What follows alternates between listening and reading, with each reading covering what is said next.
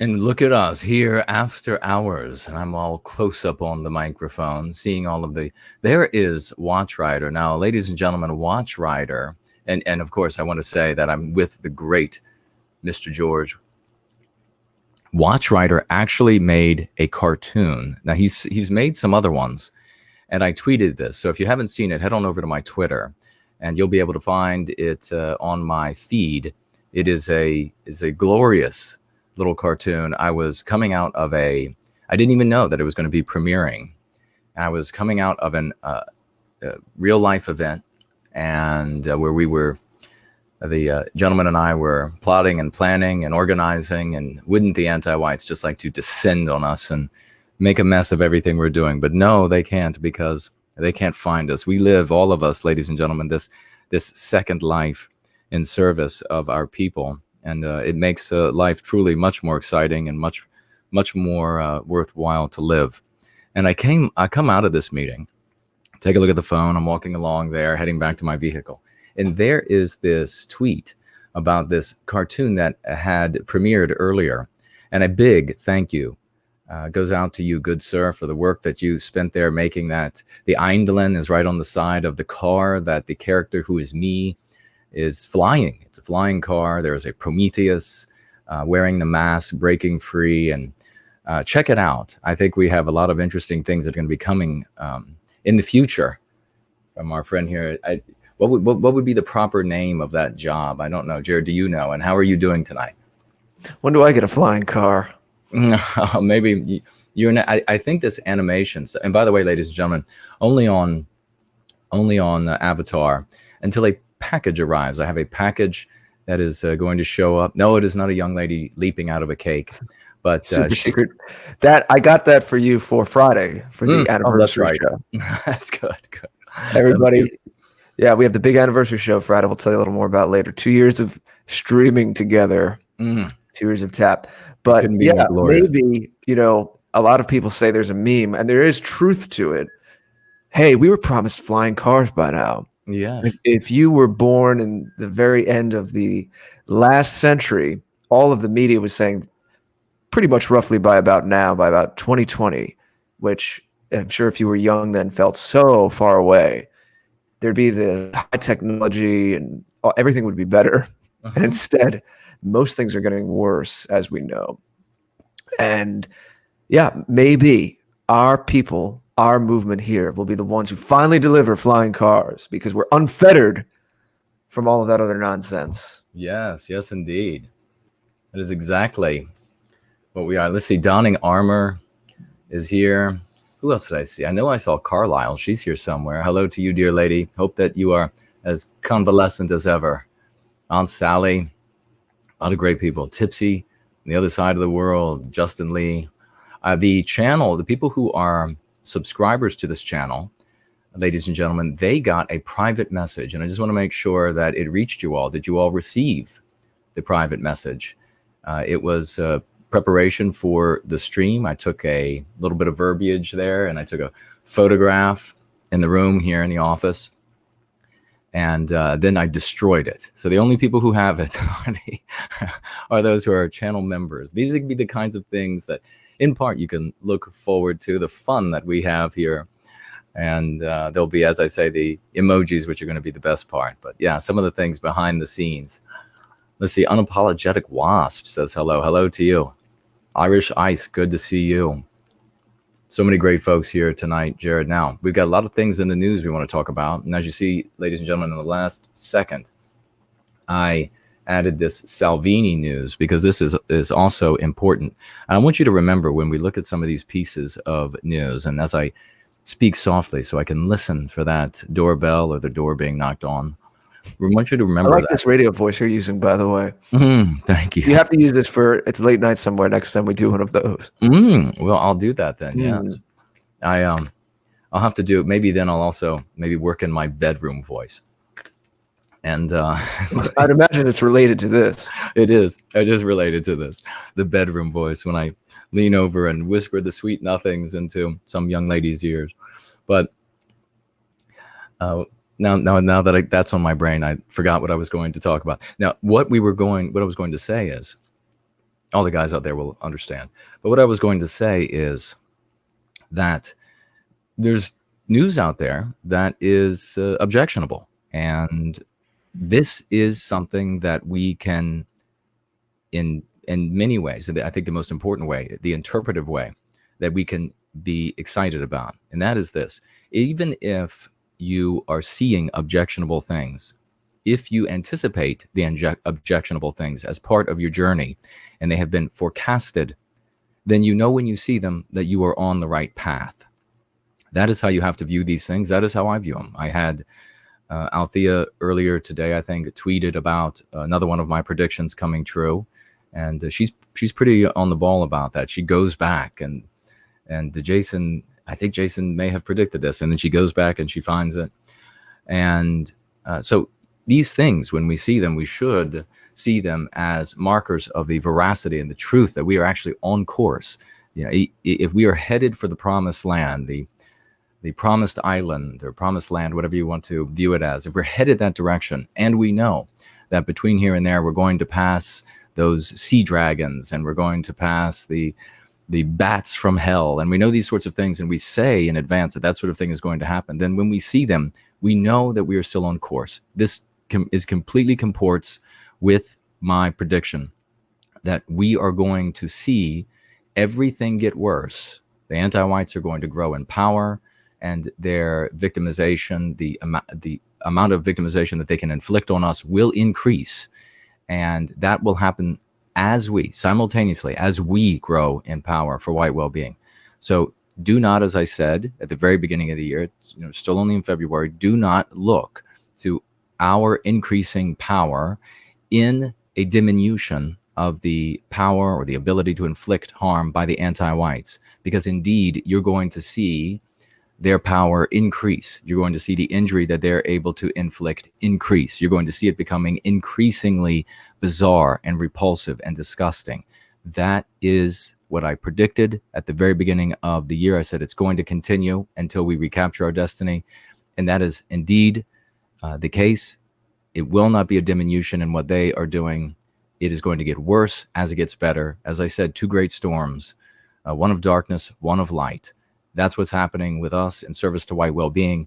We are continuing to grow. You all, the apostles of this doctrine, magnificent heroes that you are key players in this. So when you hear stories about objectionable things, don't let that get you down. Let that inspire you to work all the harder. Make it every negative thing you hear, let that be something that is fuel in the furnace that drives you to wake 5 more, 10 more, help them to go free, make 20 more comments because of some of the stories we hear tonight, 50 more comments on other message boards, help to bring people over from directions and paths that are not going to be beneficial for our people, that are actually deleterious for our people. You know what I'm talking about. They're all out there. They're everywhere around us. I've been dealing with them for the totality of my life in the white positive sphere. Now we finally have a way to contend with them because we have our voices here. So bless you all. Thank you for being here. And if you have any questions over the course of the night, you have any topics that you all want to bring up, or something serious, something anodyne, something stupid, bring it up. We'll speak to it. We just got off of the Sunday 6.5-hour stream, and I had told Mr. George here about our efforts and the Valentine's Day gift for him, and it's still climbing. In fact, I looked up on Jared's channel today, and I went up another point something. I have to do my part and start posting more on the YouTube, but thank you, and hello to anyone that's new. Yes, I always say at the end of the shows, greatorder.com, everything goes through there, but I fail to mention sometimes I have a YouTube channel. BitChute's been a little more active because I put the backups of the shows there, and it's cool as long as I keep increasing and putting videos on there, the numbers there are definitely climbing. But yeah, I wonder, guys, if I should put up the Red Ice video now that it's been a few weeks and it's been on all of Red Ice's platforms. My latest Red Ice video on Hell, I wonder, because our friends at the Tube had taken Red Ice down back in October, nixed their channel and even their backup channel. So would they be able to tell? Is it the material? It's Red Ice branding. Is that going to Oh, get me knocked down? Because again, anyone who's new, I had my original The Great Order YouTube channel taken down in June out of nowhere with no strikes. So I don't know. Maybe I should put it up and test fate. That because I have the file, and a bunch of people have seen it through Red Ice, and there's been great feedback. A lot of people really like this one. Really struck a chord with a lot of people. I'm wondering if maybe some people didn't know about it. I should put it on my YouTube. But regardless of that, I'm going to be putting some clips from our shows on my YouTube channel. That'll be a contribution too. I've done that in the past, but I've taken a break, and I think we all know the clips are definitely a worthy endeavor because they're easy to share, 2 to 10 minute clips, more bite-sized and digestible. Very good for sharing with friends and family that you may want to bring on board. So we'll see, but I'll do my part. But I do appreciate Jason, such a good friend, always thoughtful, trying to help me get some more subscribers on YouTube. He was telling me about it, how he was doing that on Going Free the other night. I do want to mention, speaking of people out there in the community, Irish Ice is a member. You see, has the green there, appropriate, especially for Ireland, right? yeah. And Irish Ice actually emailed me a great picture of him rocking one of my Save Europe shirts, because I have some shirts too on thegreatorder.com. Yes, And nice. he took the liberty of sending me a picture, emailed me. I opened it today and I had a big smile on my face. Sent him an email, but I see him in the chat tonight. So thank you, Irish Eyes. Awesome to see you in that. And thank you so much for the support and letting me know about it. Yeah, that's fantastic. He's a great guy, and I'm just so everybody knows, by the way, and just interrupt the flow of the conversation a bit. Working on entropy right now. Not exactly sure what's happening, but working on that. So you all know, we're make it happen as soon as we They can. sent us a message. I haven't read it yet. I don't know if they're making some changes in their software. But you had mentioned, well, I don't know if I should ask you a question as you're checking that out, but you'd mentioned Watch Riders animation. Where can that be found? This flying car thing, because I quickly went to your Twitter timeline. I don't think I saw it. Actually, it is on my Twitter timeline, and if one of the mods could grab it and post it, I would be deeply appreciated. Let's see. It's actually, I think the guy is Euphemia or something like this is the tweet. Euphemia had tweeted it, and I also want to mention, as I look for it, that Matthew Drake, haven't heard from him in a little while, and he just showed up. Yeah, I saw this. Which is very. I hold on. I think no. Did I hear anything? I don't think so. Which is very curious because I was just saying how many hours before, maybe 12 hours before, I was having a conversation with a woman here in our community, and I said, this is one of those weird instances. I said, you know who I haven't heard from in a while? I'm thinking about him is Matthew Drake, that guy who does the drawings while people plays their audios, or perhaps it's him sometimes reading the book, but then while the audio is playing, he draws at the same time. Yeah. 12 hours later, this tweet appears, and That's funny you say that, because I had thought of him recently too.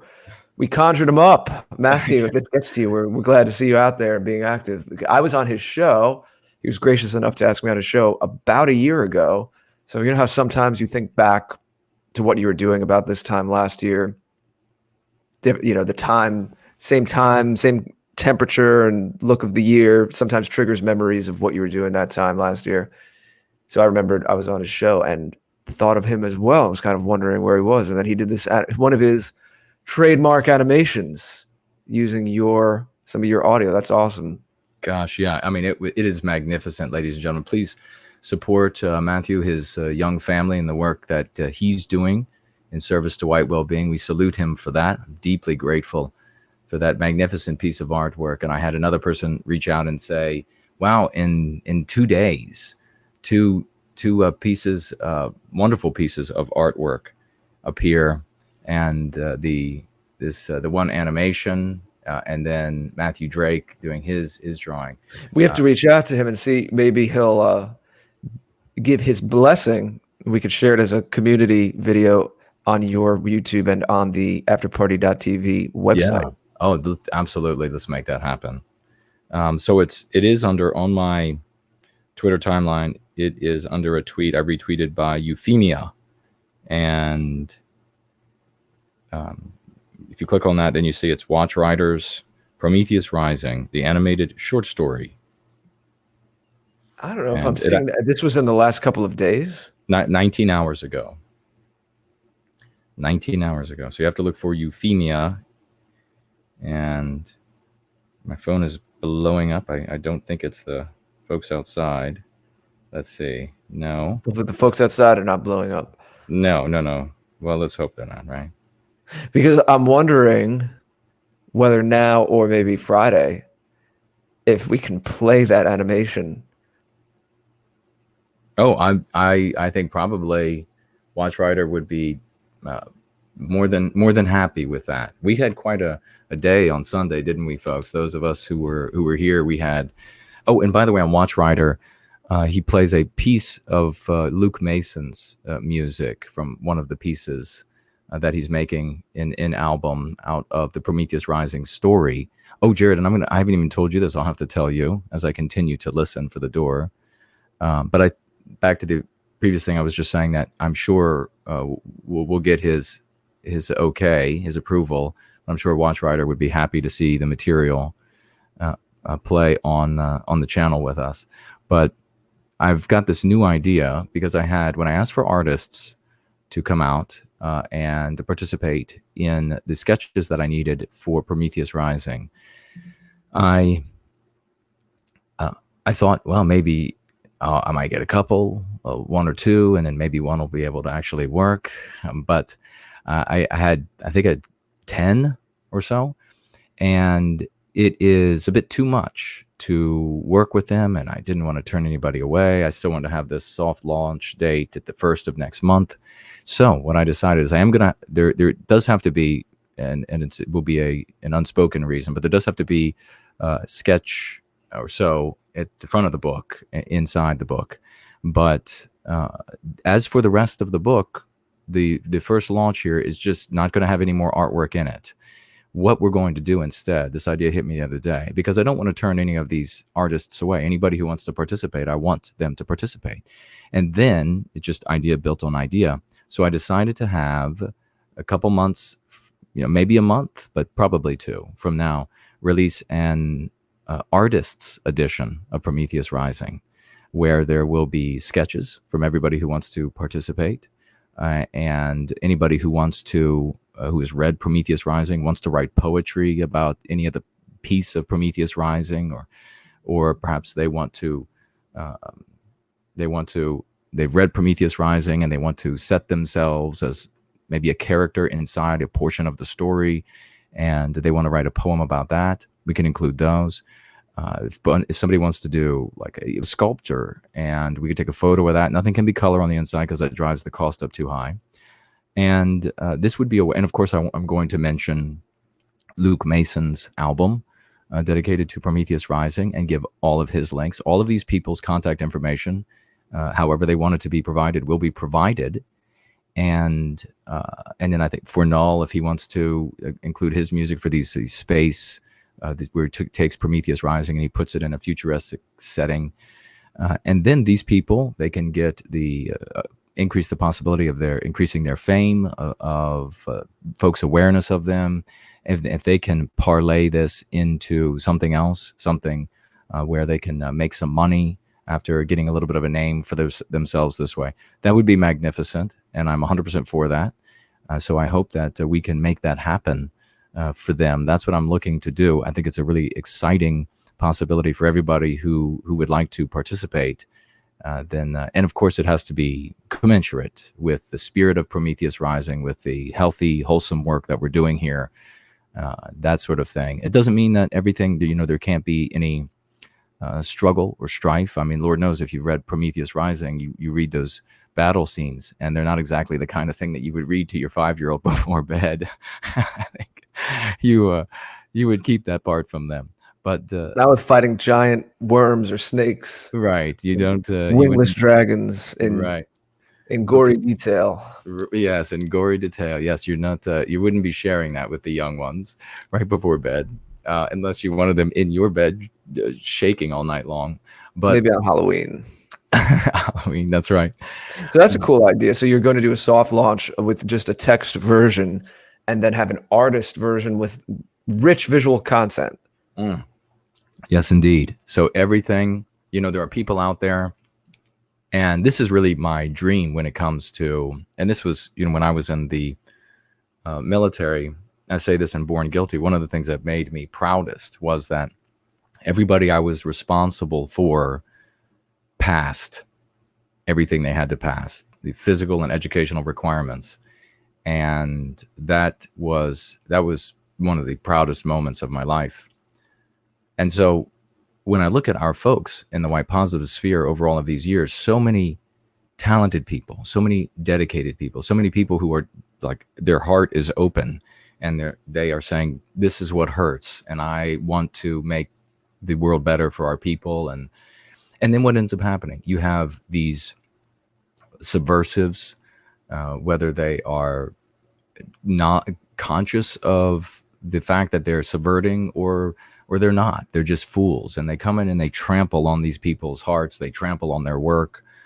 They degrade them. They disparage them. They mock them, because very often when you have people who, can't create the beautiful sandcastle, the only way they can interact with it is by destroying it.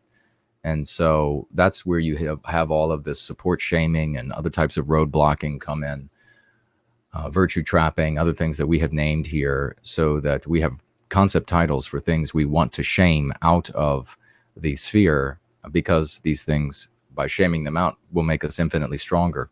And so I know there's people out there who make jewelry.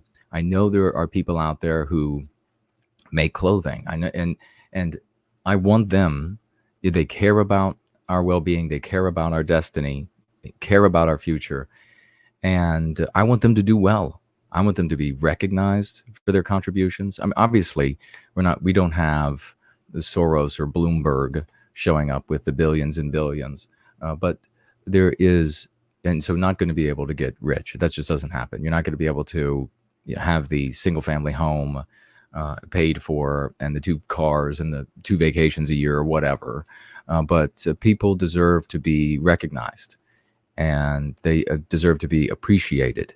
They deserve to be thanked, and some of that thanks absolutely should be in the form of dollars and cents, so that they can buy the things they need.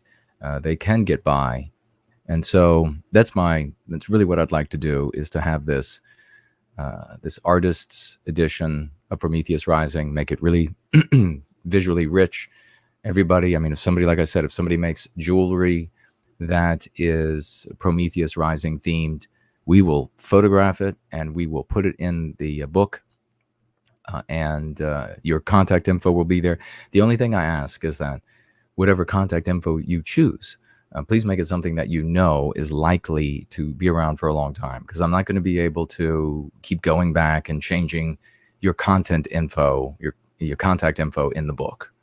So make it something that is more stable than a YouTube channel, which is as likely as not to disappear, as Jared George can attest. Yeah, I've had to think about things like that when I write in my credits when I appear in a magazine, in a physical magazine. And so I just give my site and associated social media accounts, because all that's going to be in flux. So people do have to think about that. Well, why don't we? The package has not arrived yet, so I'm still an avatar, ladies and gentlemen. So why don't we go ahead? Because Jared George and I have we have a great many other things to do for White Wellbeing. I see the lovely Misty here, and I was saying about Irish Ice, doing magnificent. This gentleman is rocking it for White Wellbeing, and talk about bringing how we should bring a spotlight. And this is a person that I've shown some images up on the channel during streams, and finding all kinds of stickers, White Wellbeing stickers, and it's magnificent. Great hero. Thank you so much for your service to White Wellbeing. But we're going to have Jared in a moment, ladies and gentlemen, read from a troubling piece of news in the UK, but I think maybe I will start off with, what did I put in the title? Maybe I should start off with one of those things. The Virginia Self-defense. We got the Self-defense. Virginia thing going on. Yeah. So why don't we, where is that at? And everybody remember, we're warming up tonight for the big multi-guest stream. You know what? A little bit later, I'll tell you who's slated to appear to wet your whistle. This Friday, the 21st, starting at 4 Eastern, 9 UK. 2 years of Jason and I streaming together. We have a lot to celebrate. It's amazing, Jason, to think back on what's gone on over these last 2 years since the first time you and I spoke on a live stream in February of 2018. And it quickly became what is known as the after party. So everyone do please try to pop in at least for a little bit. We'll at least do 3 hours of a longer tap from 4 Eastern to 7 Eastern. Tell people, share it when you see the promo over the next few days. It's going to be a lot of fun, and just everyone celebrating what the show is about and hearing a little bit from multiple guests popping in to say hi, maybe have a quick thing or two to say. It'll be informal, but a lot of fun. We did a similar kind of thing last year and had an absolute blast. Oh my gosh. Yeah. Even ended up, I think, over on your channel with me singing happy birthday. Yeah, we started to do an internet pub crawl, and people kept demanding us stay on and do different streams. So yeah, after the formal tap, there was more. So who knows? But what's on the schedule is the tap at 4 Eastern, 9 UK this Friday in a few days, the 21st. Tell everybody, tell all your friends. And right. Yes. For the we don't know exactly. Yeah. Last year it ended up just going, and I think we did all 3 shows, and but I'm not necessarily going to do that this year, but we're going to have a hell of a lot of fun when we're on. So let's go ahead and read as I continue to stay quiet, ladies and gentlemen, with my bedroom voice. Bloomberg's gun ban rejected in Virginia with Democratic help. So help from anti-whites. Despite spending millions to turn Virginia's legislature blue and a last-minute visit to Richmond, Democrats in the Senate turned back presidential candidate Mike Bloomberg's top goal in the state of banning assault weapons. So what he does, and remember, ladies and gentlemen, when you read, you have to do this every time. You have to translate what the anti-whites are saying. So Bloomberg wants to ban the right to self-defense. It is a right. It is a human right, if you will. We absolutely aver it because it is just to aver such a thing. Everybody has a right to it. It is philosophically just. And Bloomberg would like to deny you the right to self-defense. And he is working on one state at a time, it would appear, or at least focusing on one state at a time. And I have to play the part of the outsider, ask a question here for some who might not know. What is Michael Bloomberg doing in Virginia? What pull does he have? Does he have some kind of a private organization that's pushing for this? Obviously, he's not in Virginia politics formally. What's the connection there? Well, he is with all of those billions of dollars he is everywhere. Just about every anti-white organization in the state receives substantial sums from this bastard anti-white. And of course, the purpose is for somebody like a Bloomberg is to inflict as much injury as he can on Western kind and Western civilization. And he can do that more confidently if he knows that our right to self-defense is denied to us. So this is blatant. It's out in the open that he is funding these things. He's not making it a secret, which is good for us. It's good. In the past, and I will tell you that there's a particular group of people in the world. We're not going to name them because they have so little power. There's a particular group of people in the world that have these stories, and stories that we have stories like Aesop's fables and these sorts of things that teach moral lessons, teach logical lessons. And this group of people have a whole different set of lessons, a whole different set of stories. And I've read these stories, many of them many years ago. And one of the principal stories is about power and how you wield it behind the scenes and through puppets. And that is an interesting thing, because I never heard an Aesop fable where they said, this is how you control people's minds from behind puppets and behind. You never want the folks to know. And so it's No, I had a whole collection of those fables as a kid, and I don't remember that one. No, something that's definitely that would be like, if that was in our stories, it would be a very easy game of one of these things is not like the other. Yeah, we should. That would make a good video. Yeah, I remember Tortoise and the Hare, all of that. I had a little like audiobook of it that I'd play. My parents had all of those fables, but I don't remember the one about how to manipulate power from behind the scenes. Yes, it was an interesting one. There are a lot of them, actually. They have a whole, just as many as we have, if not more. It was interesting, their stories. They're much more Machiavellian, this group of people.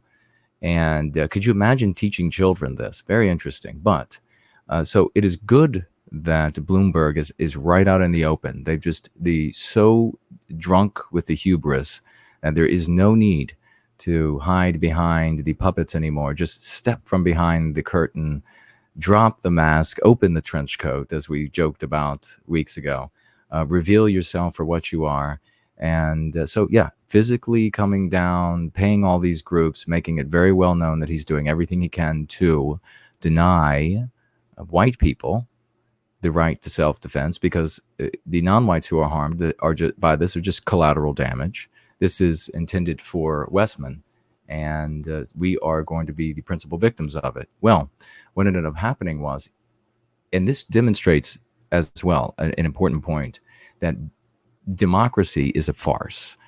Whoever has the money has the power. And how many times do I have to say to folks, and it's just, please, people, go out there and bat others on the head with this argument that the power is not in the individual. It is in those who print the currency. Whoever prints the currency holds the power, because in a universe where the individual exchanges currency for wants and needs, the person who provides the currency has all of the power. I mean, we need a new Aesop's fables. Maybe we got to do Kuhner's fables or something. I don't know, but this has got to be shared with the children. It's got to be shared with everybody, because we are so maudlin with this, these ideas about democracy and all of this farce. So he bought the entire government of Richmond, and Virginia. The problem was that some of these legislators are in very rural districts, Democrats, very rural districts, where they would not be able to get elected again if they voted for this bill. Now, they did pass some others, so it's not a total, but they're not nearly as egregious as this. But they did pass a few others. But these individuals, of course, have self-interest.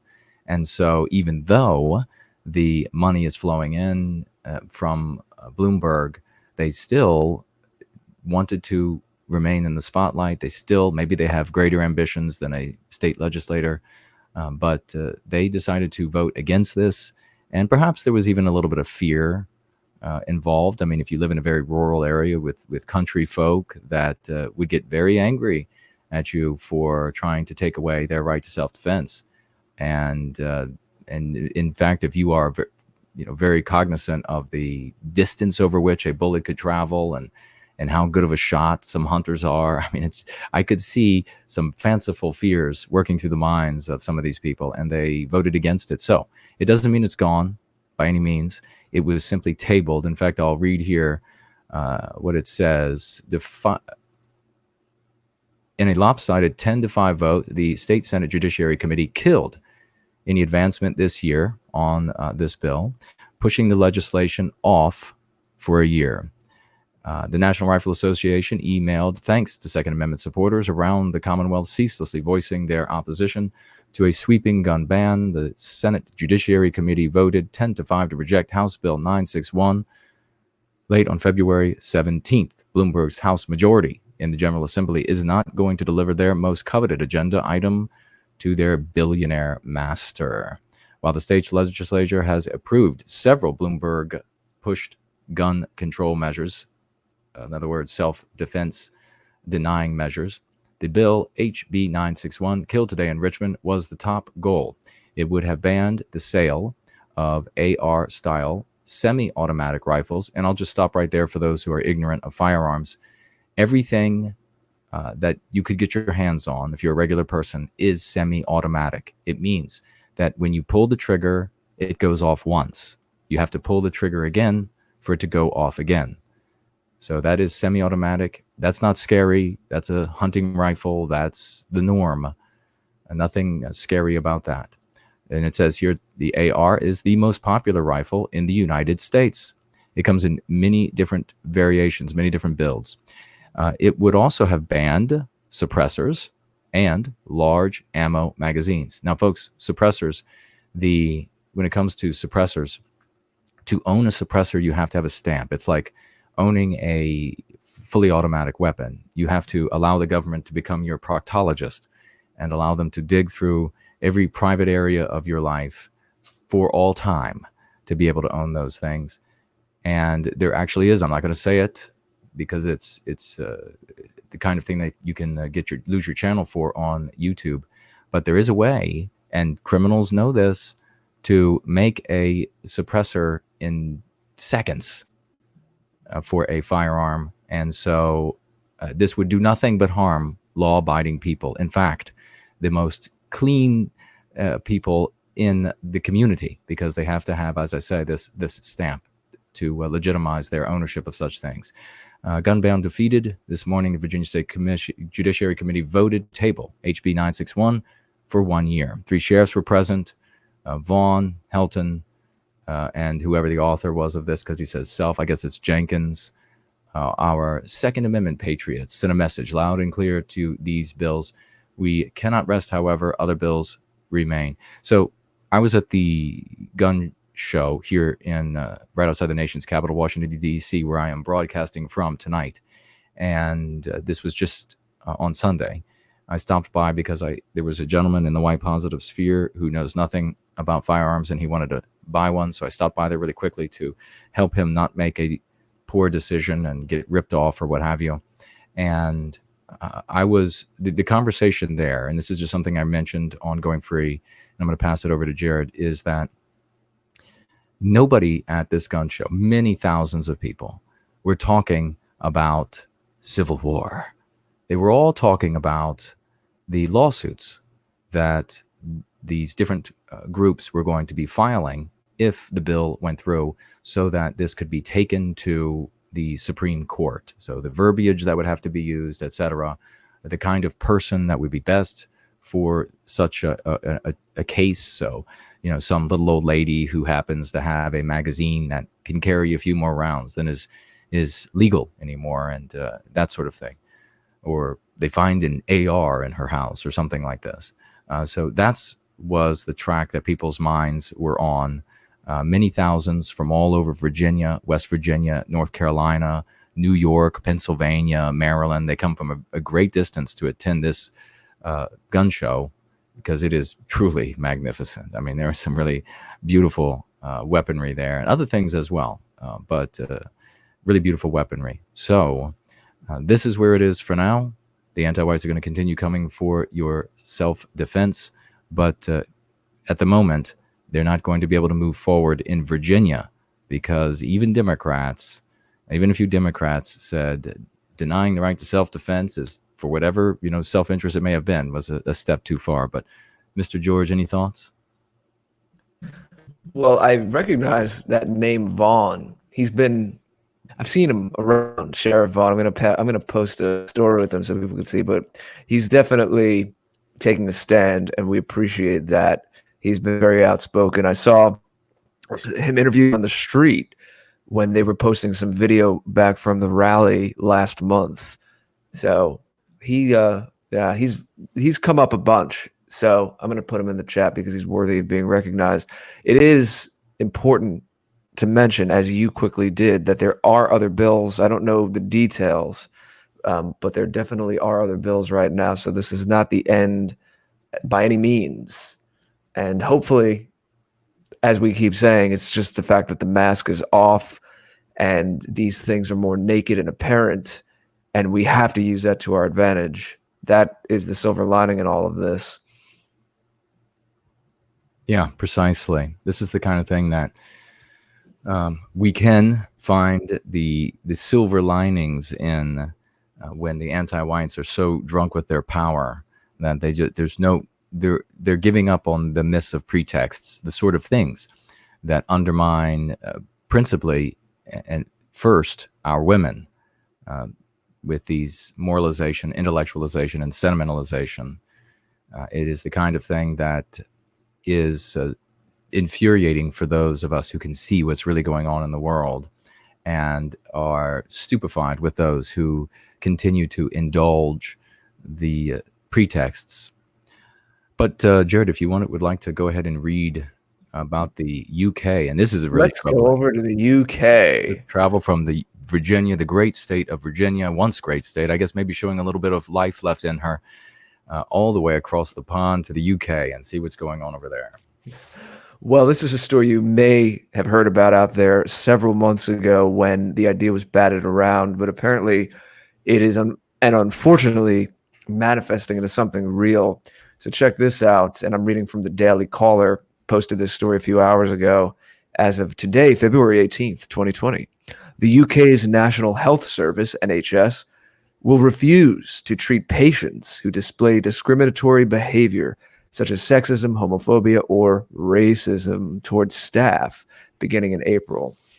Well, that's towards staff, but I wonder how much they're going to stretch that. Amid warnings that an increased number of health service staff are facing abuse, and I wonder what they categorize as abuse. We always have to look at these words. The NHS will begin enforcing rules that allow hospitals to refuse service to patients seeking non-emergency care if they inflict discriminatory or harassing behaviors, the Telegraph reports. Previously, patients could only be refused medical help if they were verbally aggressive or physically violent. Health Secretary Matt Hancock wrote to all NHS staff on Tuesday to announce the stronger measure. He also outlined a new joint agreement with police and the Crown Prosecution Service, the public agency responsible for conducting criminal prosecutions. Gives police more powers to investigate. Okay, so that's just some technicalities. All assault and hate crimes against NHS staff. Okay, so again, hate crimes against NHS staff. So does that mean that if you have a doctor who may be a recent arrival and you're not communicating with them well, and you simply ask for another doctor, could that be considered a hate crime? Yeah. I'm sure it could be. And that is where the trouble is, because the average person might read this and say, abuse, okay. So as long as you're not like shouting epithets in a hospital, and most sane people wouldn't be doing that, then I'm okay. But that's not how this works. This is how the slip becomes a flood. The new rules come shortly after a survey in 2019 that showed more than a quarter of NHS workers were bullied, harassed, or abused in 1 year. I wonder what they self-report as being bullied, harassed, or abused. Yeah. We're not saying here it never happens legitimately, but within that broad definition, what is the majority of what's actually happening there? And do the native British people have a bit of a right to be upset with what's going on there? That's the other question. That's the main question. That's the only question for us, because we are the center of our own story. But I'll continue. Of those who were discriminated against, half said it was linked to their ethnic background, and more than 1 in 5 faced discrimination based on their gender.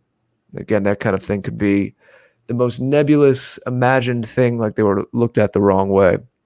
The NHS introduced a package of new measures to improve race equality in the NHS after a report had shown there was work to be done. There's always, Jason, right? Always work to be done. Precisely. The wheels of progress must grind to that utopia we're marching towards, falling off a cliff towards. To improve the experience of Black minority ethnic people. That's what they say, the BAME group is the acronym over there in the UK. An NHS nurse was involved in a legal battle with his employer after the NHS trust he worked for in Manchester failed to protect him from a violent racist attack. So who knows the details of that story? Maybe he was. And then that's terrible if he was. But these are the things that are used to gerrymander and all of this other stuff. His case was similar to that of many NHS. A similar how is the question. Similar in the most loose, vague way to many NHS Jared, workers.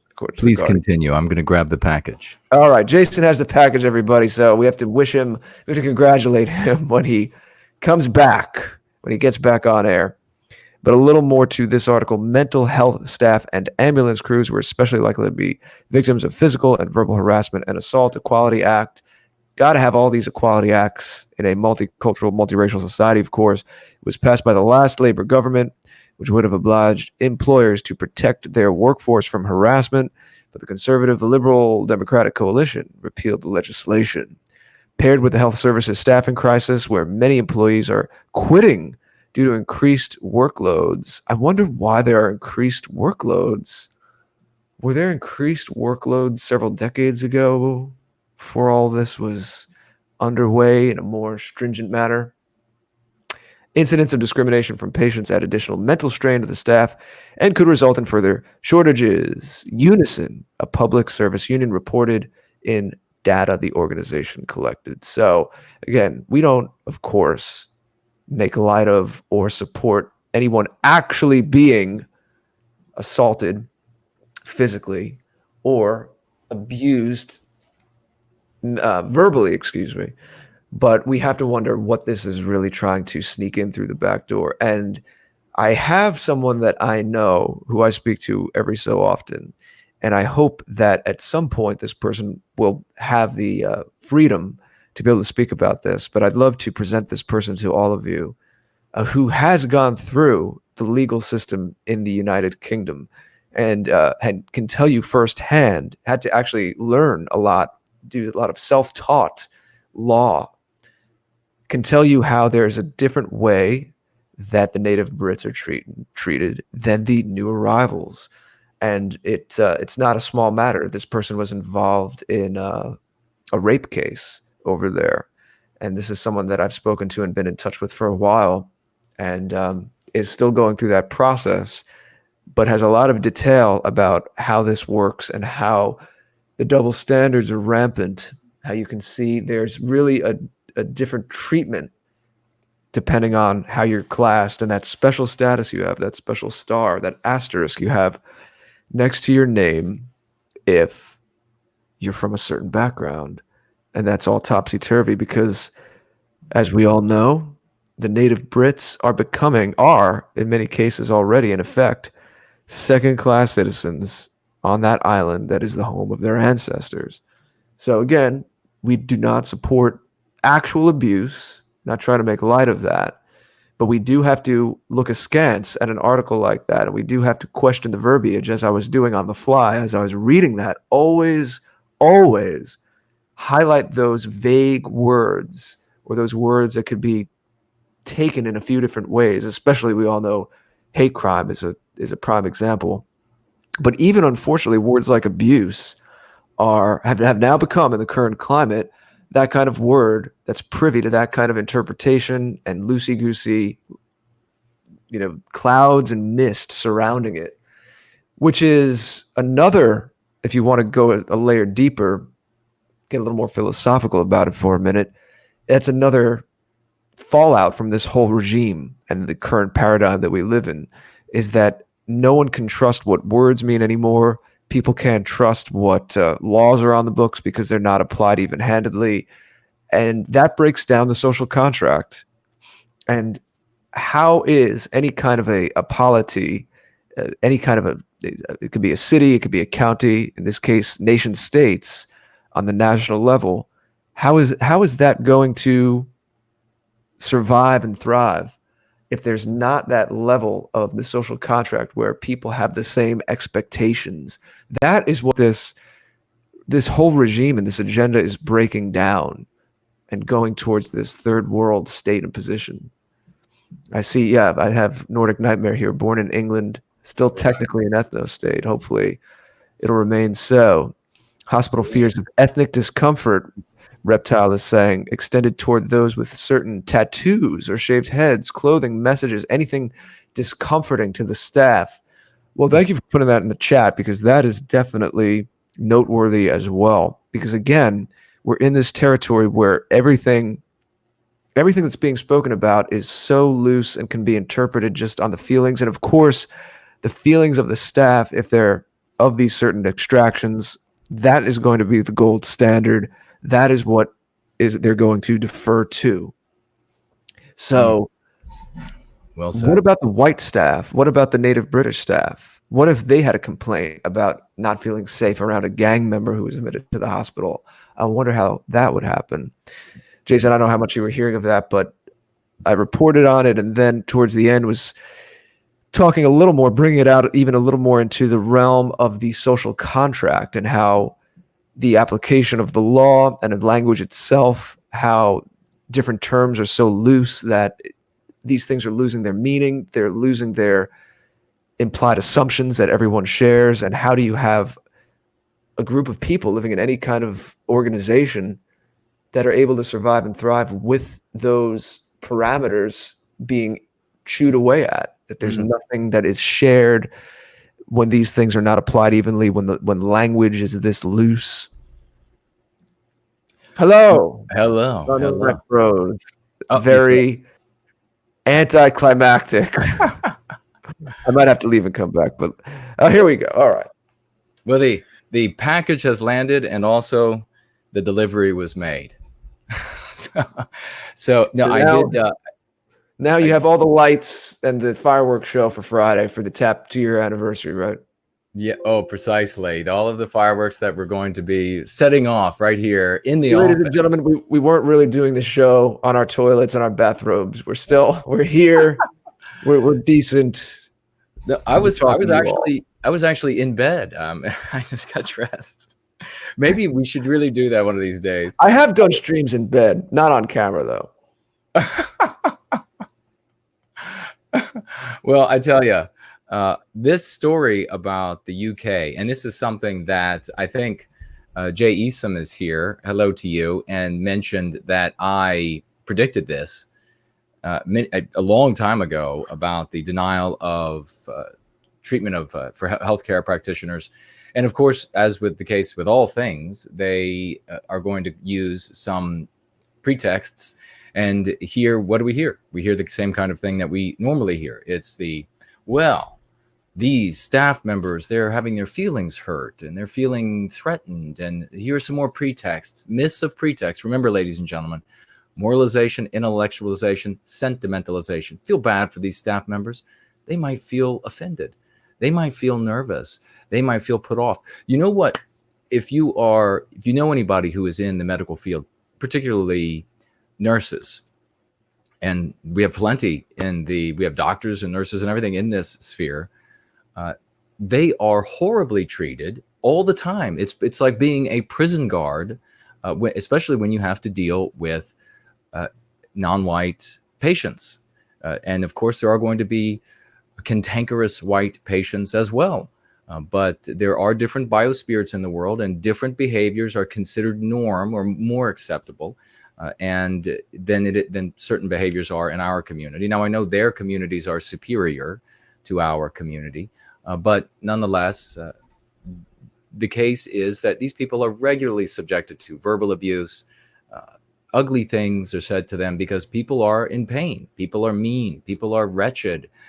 People might be good, but then they are in a scary scenario. They're at the hospital or what have you. They're at the doctor and they're afraid, and then they lash out. Well, what's going to happen now if you're a white person and you're like my mother years ago now, when she was rushed down the hallway and they were running with her on the bed, and she was having some trouble. I'm not going to give away the exact, but it was life emergency situation, and they rushed her in, and she asked for my father, and the nurse ran out to get him, and my father said, well, my son's coming too. And so he essentially had me go first. He did not want to see what was happening. I think she wanted to maybe say the last things she was thinking she was going to be able to say to him.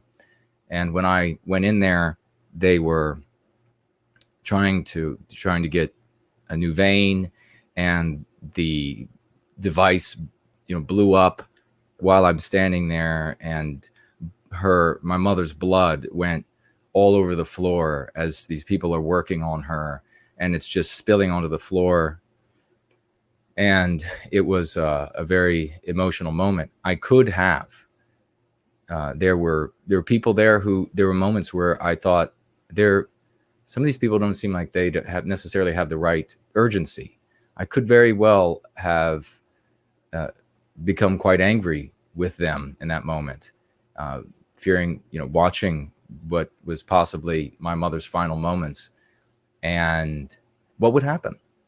What would happen if I had yelled and intimidated one of the non-white people present? What would happen if I had said a curse word that they then would say, well, I interpreted his curse word as something racial?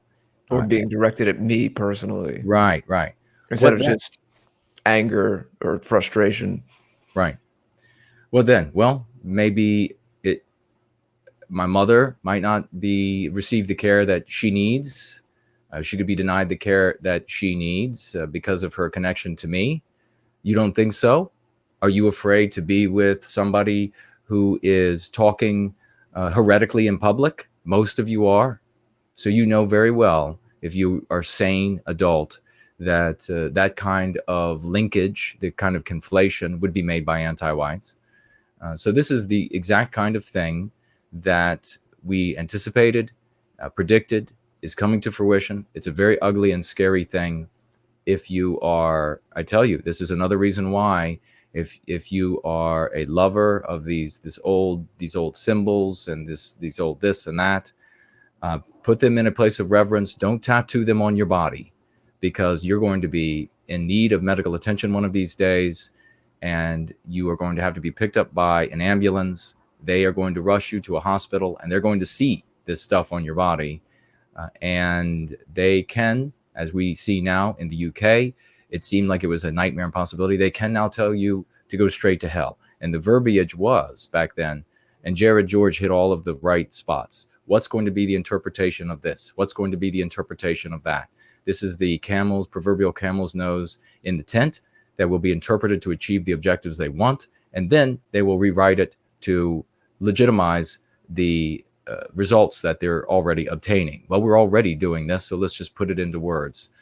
So this is a terrifying reality that healthcare and this sort of thing will spread. Healthcare will be denied to those who are heretical. Now, Mr. George made the salient point, I think, about this is that, are they going to be able to look at, pull you up on YouTube? Are they going to be able to pull you up as a content creator and say, well, that Jared guy or that Jason guy, they produce this heretical content online. So I don't know that I can, just the way they look at me, it feels like I'm being discriminated against. I'm being oppressed. And then the wheels will be put in motion. So it speaks again. The wheels of our gurneys will not be put in motion. That's right. We'll just be left on the street. And they said the verbiage was that as long as it is not in that moment life-threatening, they can throw you out. So a heart attack can be, I mean, you think about those who are, I know you won't want to reveal yourselves, who are in the chat, who may be doctors or nurses, but you all know that a heart attack can be a protracted thing. They can say, well, at the moment we think you're fine, when the likelihood that you're going to arrest in the next 30 minutes is high. And then they're going to be able to push you out the door. You're going to be denied treatment. Indeed, knowing that this is almost assuredly going to happen, but they have this shield to protect them.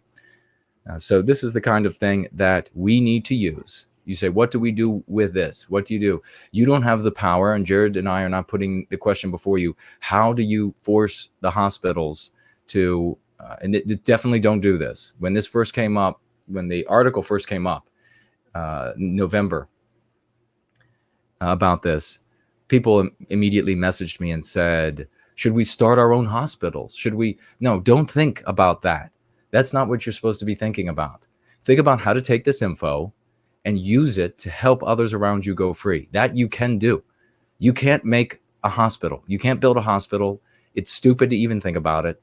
You cannot force hospitals to do X, Y, or Z. These things, regular vagues out there will file lawsuits when these things come about.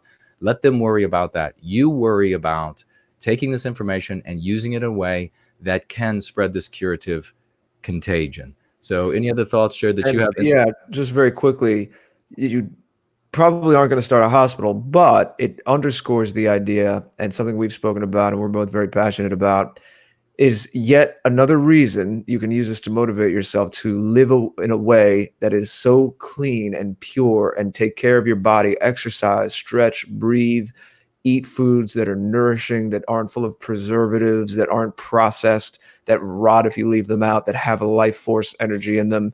No one can necessarily predict that they might be in an accident or something crazy happens, life and fate happens, but you can mitigate the chances of you having to rely on this system. And to what degree? In small ways, we're still grateful for the technology and the science out there, the surgeries and the amazing medical advances, but in the small ways that you might be able to treat a wound and take care of one another, learn those as well if you're in a community around other people. But definitely the way that you treat yourself, that health, the self-respect, that is a form of love, an expression of love for yourself and those around you, that you can have more years. And it's the quality of the years too, the cognizance, the energy to enjoy your life, to give what you have to give. Yet another reason to take care of that. And it also makes me think in the healthcare field, how there is this tragedy. And again, it is one of the many, many byproducts of this world we live in, where it's just about the bottom line and the dollar, and borders have ceased to exist in more ways than one. It's one thing with the physical borders and people being able to pass checkpoints of countries, but the borders of the strength in our own spirit, knowing who we are, things like what I'm about to say wouldn't happen, because we would know that we all have a common story, a common ancestry, and all of these things that bind us. But so many of our elderly people, I'm sure you see it, I see it, are being pushed around in wheelchairs, all of this home care by people who are not our people, who are not of our descent. Right. And I don't like seeing that. I don't like seeing, and I know a lot of people are probably in tough situations where they have an elderly parent, and there are costs to that, and there's difficult family discussions about what to do about this. You have someone elderly in your family that needs care. I'm not quite at that point. So I say that just out of fairness, because we try to be fair and as transparent as we can, as is appropriate here. So I understand there are complexities to it, but the fact that we arrived here at this system where we have people who have come here from other countries and they're largely dominating from what I see, the home care and the live-in care and all of those services for our elderly. And it's a total breakdown of the way that it should be, of being with family in your final years, family to comfort you, to honor you, the life that you've lived, and make those years as joyful and comfortable as they can be as you pass out of this life. So a lot to think about there. But as Jason said, we always have to jujitsu it, turn it around, use that energy to how we can wake more people up. And as Jason said at the beginning, expect there's crazy things. There's going to be crazy things. Speaking of health, don't let this stress you out so much that you're not enjoying your life. We're still here. This is the life that we have. Stress kills. Stress is one of the worst things you can do for your health. If you know that this stuff is going to happen, at least you can face it with a bit more of panache and a smile on your face, even though it's a crazy world, and not let all of it get under your skin every day. Don't wake up and the first thing you do is reach for your phone and look at Twitter and look at all the bad news. It's not good for you. Even I, who do this, and I'm involved in social media to some degree, you probably, maybe some of you noticed, I haven't even been that active on Twitter for the last week, 2 weeks. Sometimes I just don't look at it that much. I don't feel a need, even though I do this, to look at Twitter 20,000 times a day. I'm usually happier when I don't. I go on for very specific reasons, quickly, precise, send a few messages, respond to a few things, and then get off. It's, we all know it's extremely addictive. But yeah, I mean, I'm sure we could do a whole show on that kind of stuff. It's a lot to think about that it brings up. But it looks like from your title, we have one more story on Salvini. I saw something in the headlines, but I actually don't know what this is. So you're going to be enlightening me on air. See, speaking of that, sometimes I'm a bit of a recluse. So there you go. I don't even know what's going on with Salvini. Well, no, it's okay. I'm far from au courant, but I did have a young lady reach out with this news story, and we had another lovely young lady, Carlisle, here. And she is tagged me in the chat saying Bloomberg is the founder of the NGO, quote, Every Town for Gun Safety. He has been working since 2013 to restrict gun rights everywhere for safety, of course. Thank you very much, Carlisle. She is in the know. She is au courant when it comes to a lot of the different names of these organizations and where the money's going. And so we are very lucky to have her in our community in service to White Wellbeing. Yes, every town where the right to self-defense is illegal. That is what Bloomberg is for.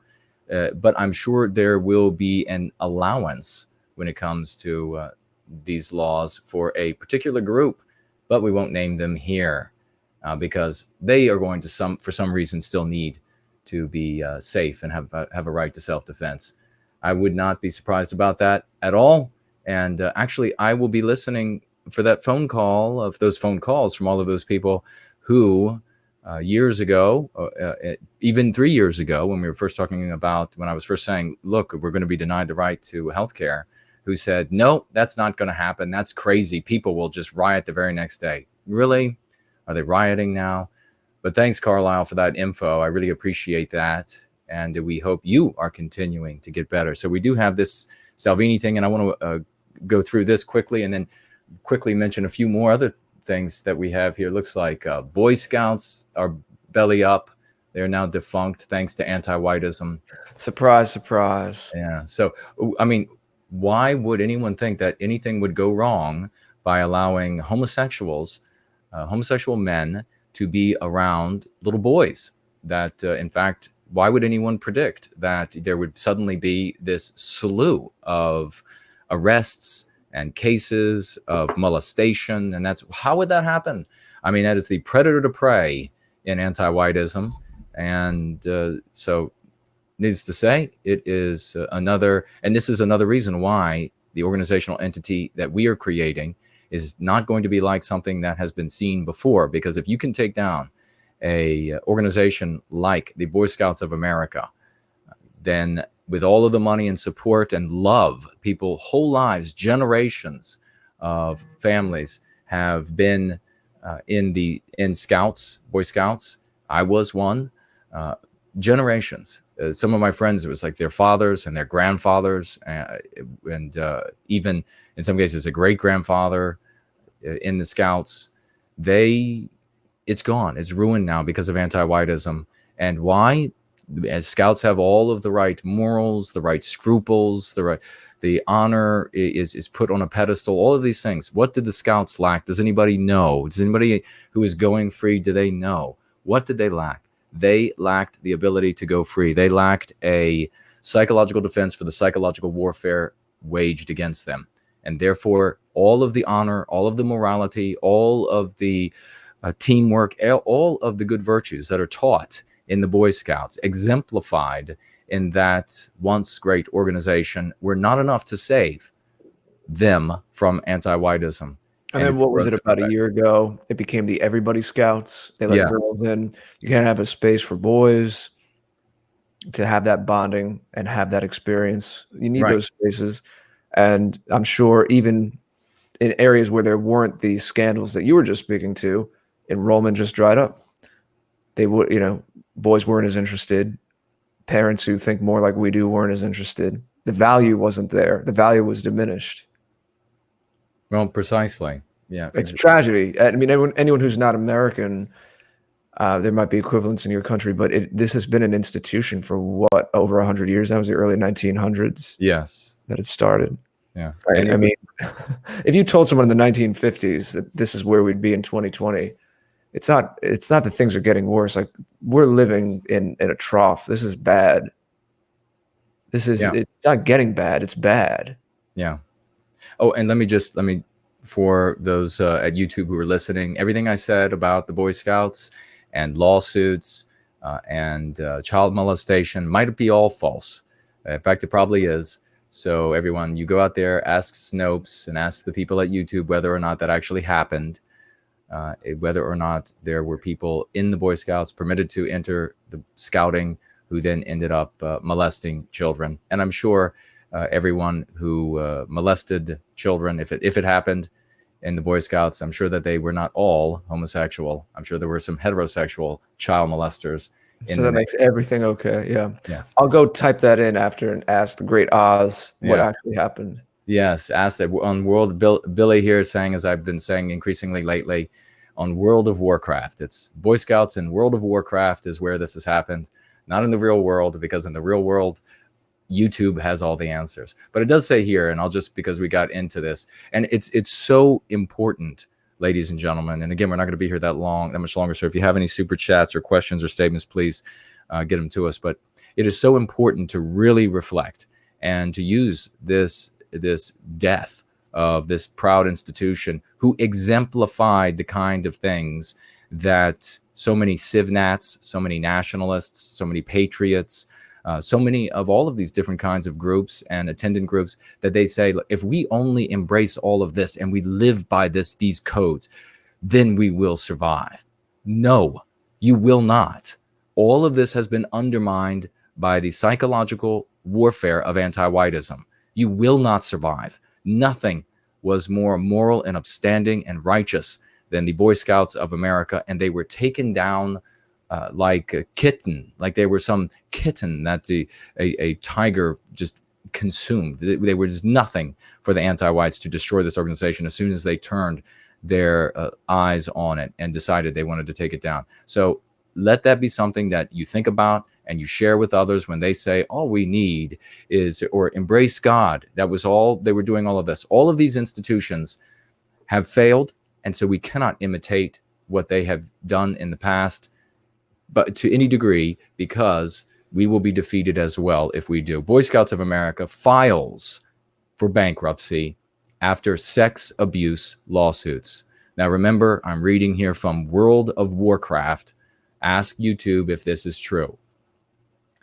The Boy Scouts of America filed for Chapter 11 bankruptcy protection early Tuesday after decades of sexual abuse claims within one of the country's largest youth organizations.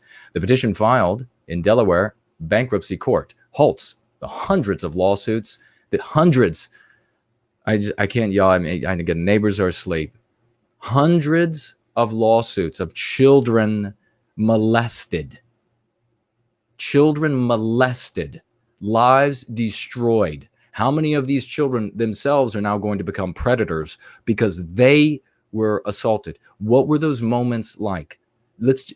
I'm not going to just jump by this. I'm going to pause for a second. I know we're rushing to wrap up, but I'm going to pause for a second because lives, even one life being ruined because of anti-whiteism, did this to this institution, forced this institution to put individuals with these children who they said, look, we don't want them with the children because we fear that molestation will happen.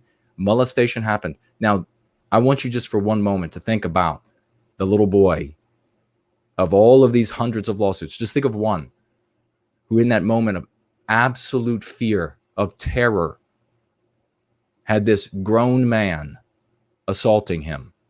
The pain, the horror, the shame, the view on life now blackened. Think about, what does a rose look like on a spring morning, the day after the little boy has been molested? Can he even see them anymore? Hundreds of lawsuits against the Boy Scouts of America for the child molestation of these little boys. Alleged sexual misconduct by people within the 110-year-old organization over the years. Sexual abuse settlements had reportedly strained the Boy Scouts' finances, with states passing laws last year so victims from long ago abuse can sue for damages. You're talking about thousands of perpetrators. Seattle-based lawyer said, who has represented more than 300. So this one lawyer has represented more than 300 victims. 300. And he says here, we're talking about thousands. In 34 states, told the New York Daily News, you're talking about tens of thousands of victims. This will be the largest bankruptcy the country has ever seen, and likely one of the largest corporate bankruptcies ever. The national organization said they made the move to fairly compensate victims harmed during their time in scouting and to keep the 100-year-old nonprofit running for years to come. So I think that's enough that we have to say about that. Just think about that, ladies and gentlemen, because there are a couple elements here. Number one, the first element, that all of the morality, all of the courage, all of the nobility, all of the teamwork, all of the nationalism, all of the patriotism, all of the love of country, fear of God, paying your taxes, obey the law, all of that drilled into these young men so they can become upstanding in an institution that prides itself and burnishes its badges and medals on the sacrifices they make to these grand principles of our people, could do nothing to protect them from anti-whiteism. Nothing. And not only could it not protect the institution from becoming corrupt and crumbling like ash in the heated wind of anti-whiteism, but they couldn't protect these little boys from these horrific crimes, these moments of absolute terror that live with them for the rest of their lives. And they experience it again and again, every time the memory comes back to them. What are their lives going to be like as young men, as adults? Are they going to be able to form normal relationships with a woman? Are they going to be able to be a father, or the father that they could have been? Are they going to be able to hold a job and function in society as they would have been able to hold a job and function in society? Who knows the kind of bestial treatment that some of these little boys, almost 100% would have been white, had to endure because all of the love of country and honor and virtue and all of that wasn't enough to protect them from anti-whiteism. Are you going to put your faith any longer in all of this garbage? Are you going to allow one more little boy become a young man who holds a revolver to his head because he wants to erase the images and the pain that was inflicted on him years earlier? I say, not one more. And this is why I sometimes insult the hell out of people. This is why sometimes I get really pissed off when they head down destructive roads or unproductive roads in the white positive sphere. This is why. Because I know an unproductive road, it's even like this, all the virtue in the world, I know an unproductive road is going to lead to more of this. And if somebody can't see it, then I'm going to metaphorically grab the back of their head and I'm going to push their face into it. Why? Not for instilling love for me in them, but because I'm going to stop the next little boy from this happening to them. I'm going to stop the next little white girl from being gang raped by some anti-white animals. That's why. And if it means that folks are going to have to dislike me, or folks are going to think that I'm impertinent or whatever it might be, well, they can piss right off. I don't give a damn. If somebody's feelings get hurt, they can piss right off. Because our people and the suffering of our children is what matters.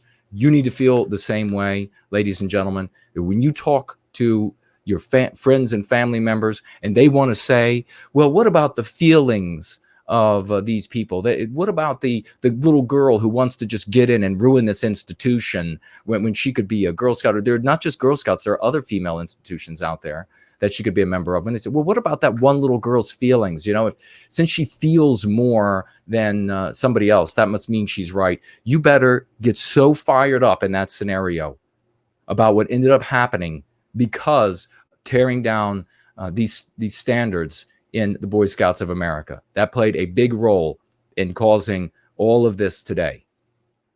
They want to talk about, you talk about those moments of horror. You talk about the moments for those little boys. You talk about the moment of horror when that mother hears that explosion in the house and she runs to her son's bedroom and throws the door open and his brains are all over the wall.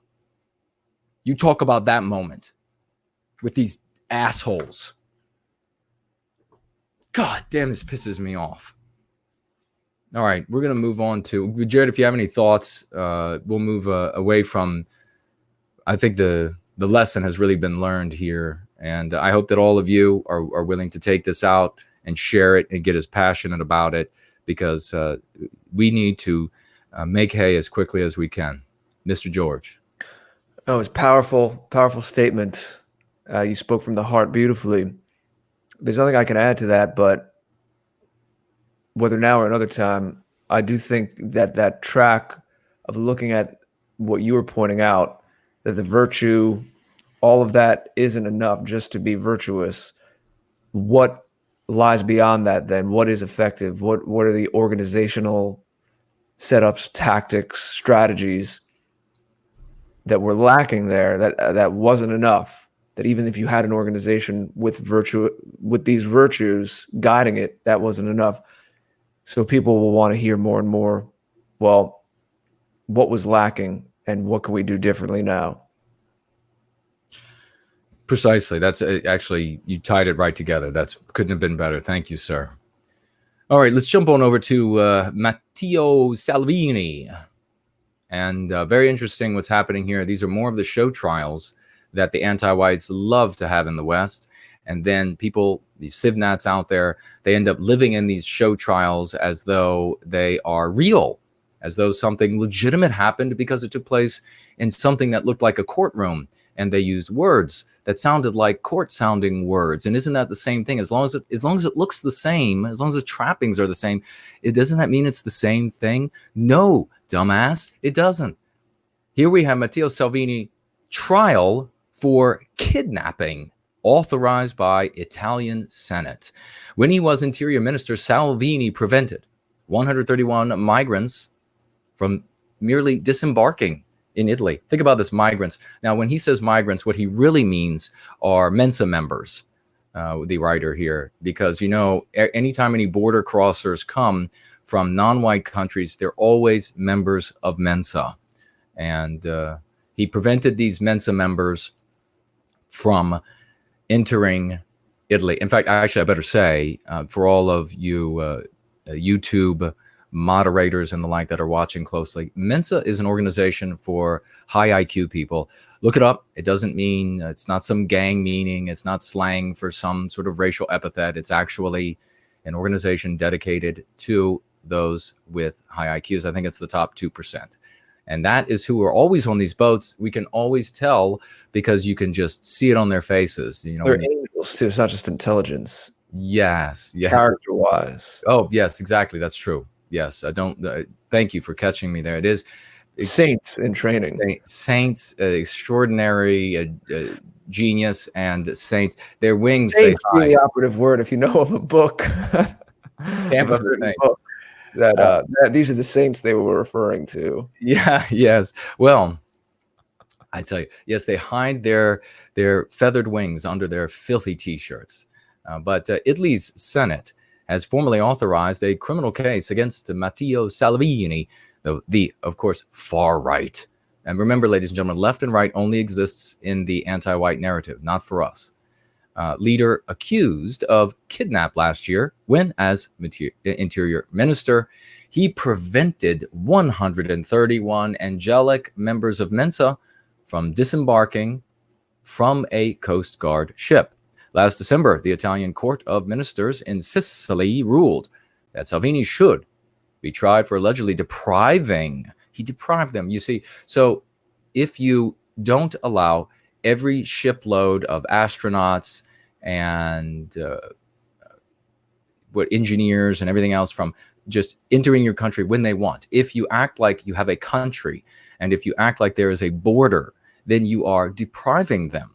You're depriving them. That's what it is. And these aren't Italian citizens. So this is fascinating that there's some kind of legal move to protect people who aren't Italian citizens. What obligation does he have to these people who are not Italian citizens? I know that there are a few future Dantes on that ship Yes, who are going to contribute to the next Italian Renaissance, but even so, right. one has to ask. Yeah, one has to ask because this goes to, and this, I know that there are a lot of ladies out there and some men as well, but a lot of ladies out there who would say, but their feelings, their feelings, they're needy, you know, and everyone should be met with a teddy bear and a lollipop. It's not fair. How would you feel? Yes, how would you feel if you How would you feel if you were on that ship? Precisely. You would not be Jason Kuna.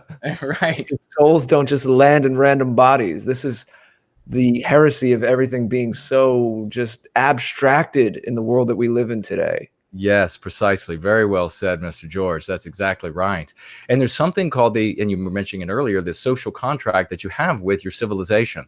And that is that you obey its laws and you pursue your well-being in the maze or matrix that the civilization has set up and you have agreed to.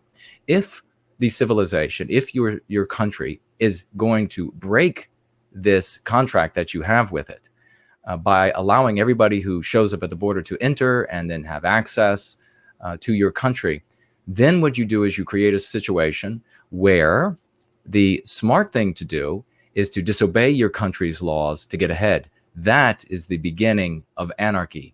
And that is what these silly little ladies, these little cupcakes, and these guys, these guys as well, guys of both sexes, that's that's what they think. They think that, well, just let them in, everything will be fine.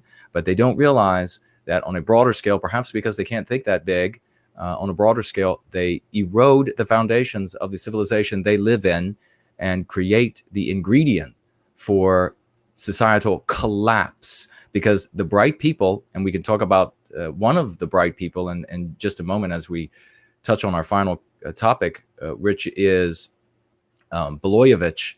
One of the things that the bright people do in a civilization where law is ignored and your societal contract is broken is they pursue their self-interests irrespective of your laws, and society goes to hell. And then suddenly the woman, of course, is going to turn to the man in her house and she's going to say, they're running through the streets, they're raping everyone, they're breaking the windows, save me, go to hell.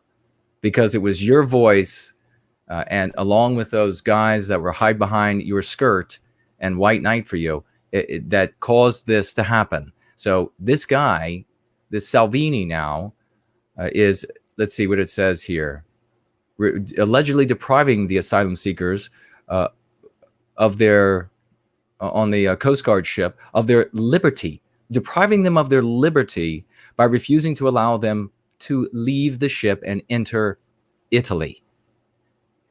He said, it goes on, but in order to start a trial, magistrates needed the backing of the Senate, which on Wednesday had to decide whether to allow the criminal case against Salvini to go ahead by lifting his immunity or whether proceedings should be halted.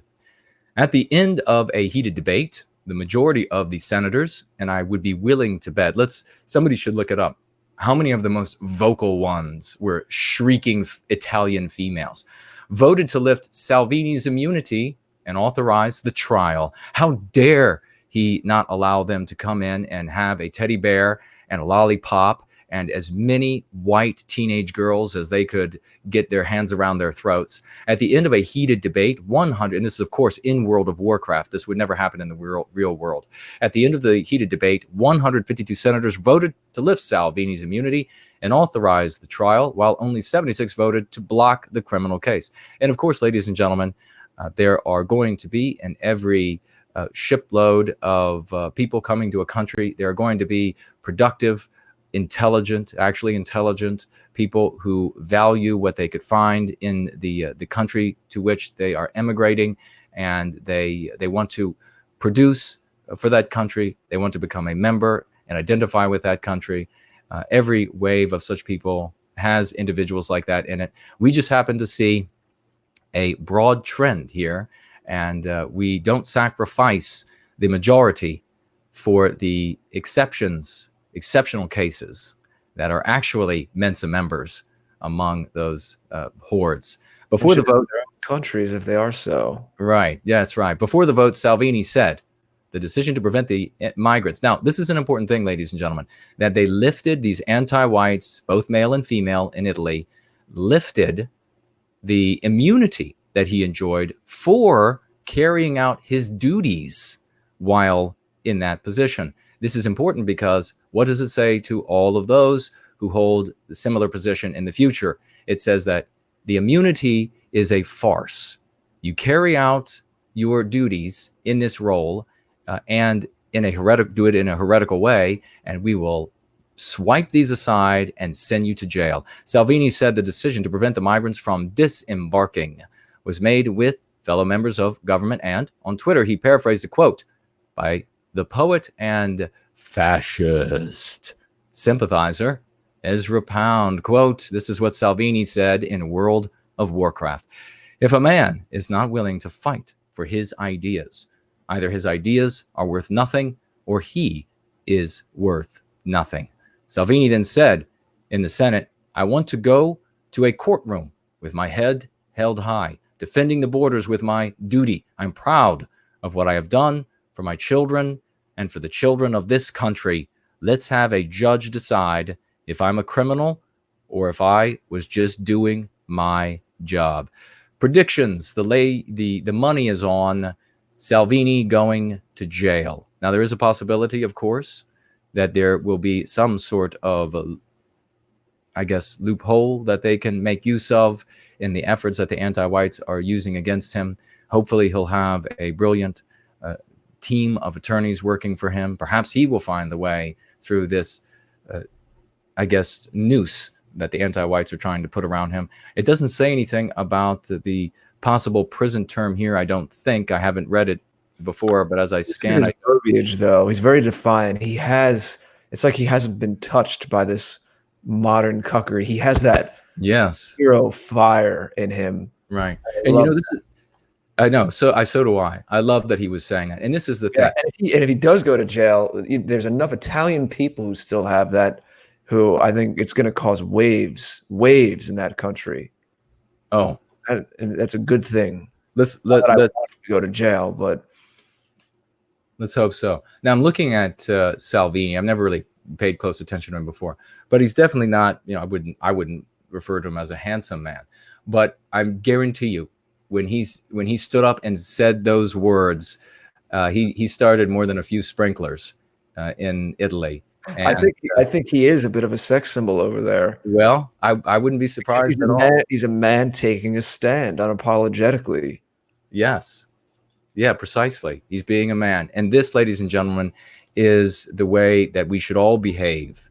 Never. Now, I'm not saying I don't know anything else about Salvini. I don't know. Maybe he, there's going to be people that say he's Zionist sympathetic. Look, we're not. This isn't a whole discourse on Salvini. Right. Well, neither Jason nor I are claiming to be Salvini experts. No, and neither are we. We're taking lessons from a story.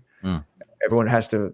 A specific our audience is good about this. Our community is good about this. But I see a lot of people painting with way too broad of brushstrokes. Yeah. It's like there's a lot of consensus that's been arrived at in our wider circles. And that's good in certain ways, because we need a certain amount of consensus and points of gravity to create a counterculture like we are. But it has pitfalls too, and you hear me rail against that sometimes. Mm. I expect intelligence and nuanced thinking from people. I know in mass communication, sometimes there's a time and a place where you can't be nuanced. It has to be very clear, black and white. In mass communication, I get that. But in our people out there having discourses, we can't be painting in broad brushstrokes. No, precisely. Very well said, Jared.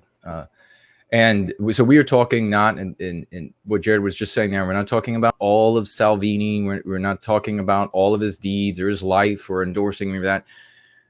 But we both are inspired by this statement that he makes. We're talking about this statement by itself. And remember, ladies and gentlemen, we have the one master principle, the spirit of the West. That's it.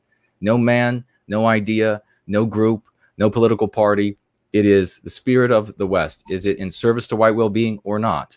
Now, what do we have? And I was going to draw the parallel. We have, when folks are targeted by these anti-white tribunals, by these social lynchings that we are forced to fear our totality of our lives. I mean, for Christ's sake, the anti-whites want to, and they do, bludgeon us over the head with how a certain group of non-white people, for example, in the United States, they just feel so bad over the fact that, you know, hundreds of years ago, they had the people of the same race were slaves, and they could be lynched by the people around them. We suffer the fear of social lynching, life-ruining social lynching every day of our lives. All of us today, living today. What ends up happening when we are called out as heretics is that people cave and they look pathetic. And apologizing to an anti-white for being heretical is as likely to end the persecution as admitting to murder to a police officer. You are going to be pursued until you are destroyed. So the right thing to do is to take a stand like this and say, go straight to hell. I serve white well-being proudly, and I don't give a damn what you think and what the consequences in that scenario are going to be. Now, having said that, you don't go to work tomorrow and announce this. This is in a scenario where you have been dragged before the anti-white tribunal. There's no getting out of it anymore. They have this, the video of you, the tape of you, the whatever of you being white positive, and there's nothing you can say to get around this, to say keep your job. If you reach that point, then be a man, be a woman, be an adult, do the right thing, and be a hero for our people. So this is Salvini. These are the anti-whites. You can see they have made a mockery of the legal system in Italy. This is another reason why we don't talk about these things ad infinitum like certain other content producers, because all that matters is who holds power. It doesn't matter whether this law in this body can be put forward, or there's this stipulation, or something happened in 1912 in this country, and therefore some province can. None of that matters. None of that matters. All that let's matters. do a quick thought experiment. What's that? So let's do a quick thought experiment. 10 seconds. I might have said this on another stream. If all people like us were in power in the United States tomorrow, the fact that the 1965 Immigration Act was a law, how much would that be worth? Yes. How much would that be worth? Precisely. You had the Swindle Whites law instead of the Civil Rights law, the Swindle Whites law. A friend of mine shared that with me. I think he made it up. It's brilliant. But yeah, precisely, Jared. Well said. So let's see. The only other thing I wanted to mention here, and then we'll get to your super chats and questions, and we're going to wrap up, is a curious thing here. Rod Blagojevich, why did Trump just free a jailed Democrat? Now, if you all remember this mobster up in Chicago, right? Illinois, this person was as corrupt as a person could possibly be, and Trump just pardoned him, shortening his sentence. Okay, U.S. President Donald Trump has commuted the prison sentence of Rod Blagojevich, a man once seen as an unlikely candidate for White House clemency. But why would the Republican president, who once promised to drain the swamp, show mercy to a Democrat viewed by critics as the embodiment of dirty politics. Even the president's fellow party members in Illinois criticized his decision. The state's House Republican delegation said in a statement, Blagojevich is the face of public corruption in Illinois. And not once has he shown any remorse. Usually that's requisite for someone to get out of prison ahead of time. They got a picture of this guy here. I can't think of somebody more ugly at the moment. I remember when he went to jail. I forget what that was about a while ago. Oh, it was a major corruption. He was trying to sell Obama's Senate seat. This guy has some gall. Didn't he go on various media shows, like TV shows, and try to do his own self PR campaign? Yes, to revive his image before he got this sentence and went to jail. He's quite a character. Yeah, I mean, it looks like he has a with his. I mean, he probably looks quite a bit different now. I mean, this picture is probably old, but back in the day, I remember thinking that he had several beavers sewn to the top of his head. I mean, it's just the strangest looking. Eyes cold in the winter. Right, eyes narrow as a rat's. I wonder what this is pay for play for. I wonder what this is for. Yes, what is Trump doing? It's clearly, I think, with these people that he is showing clemency to. There are payments essentially that are being made, not by cash but by deeds, to individuals who could help Trump in his re-election campaigns. So Mike Anderson in the chat is also saying he was on The Apprentice. Was he? According to Mike Anderson. Fact checkers go fact check. Okay. I remember something about that. It says Trump was having none of it. Quote, that was a tremendously powerful, ridiculous sentence, he told reporters on Tuesday. That was Trump speaking. Who else did Trump show mercy to? Blagojevich wasn't the only beneficiary of presidential mercy on Tuesday.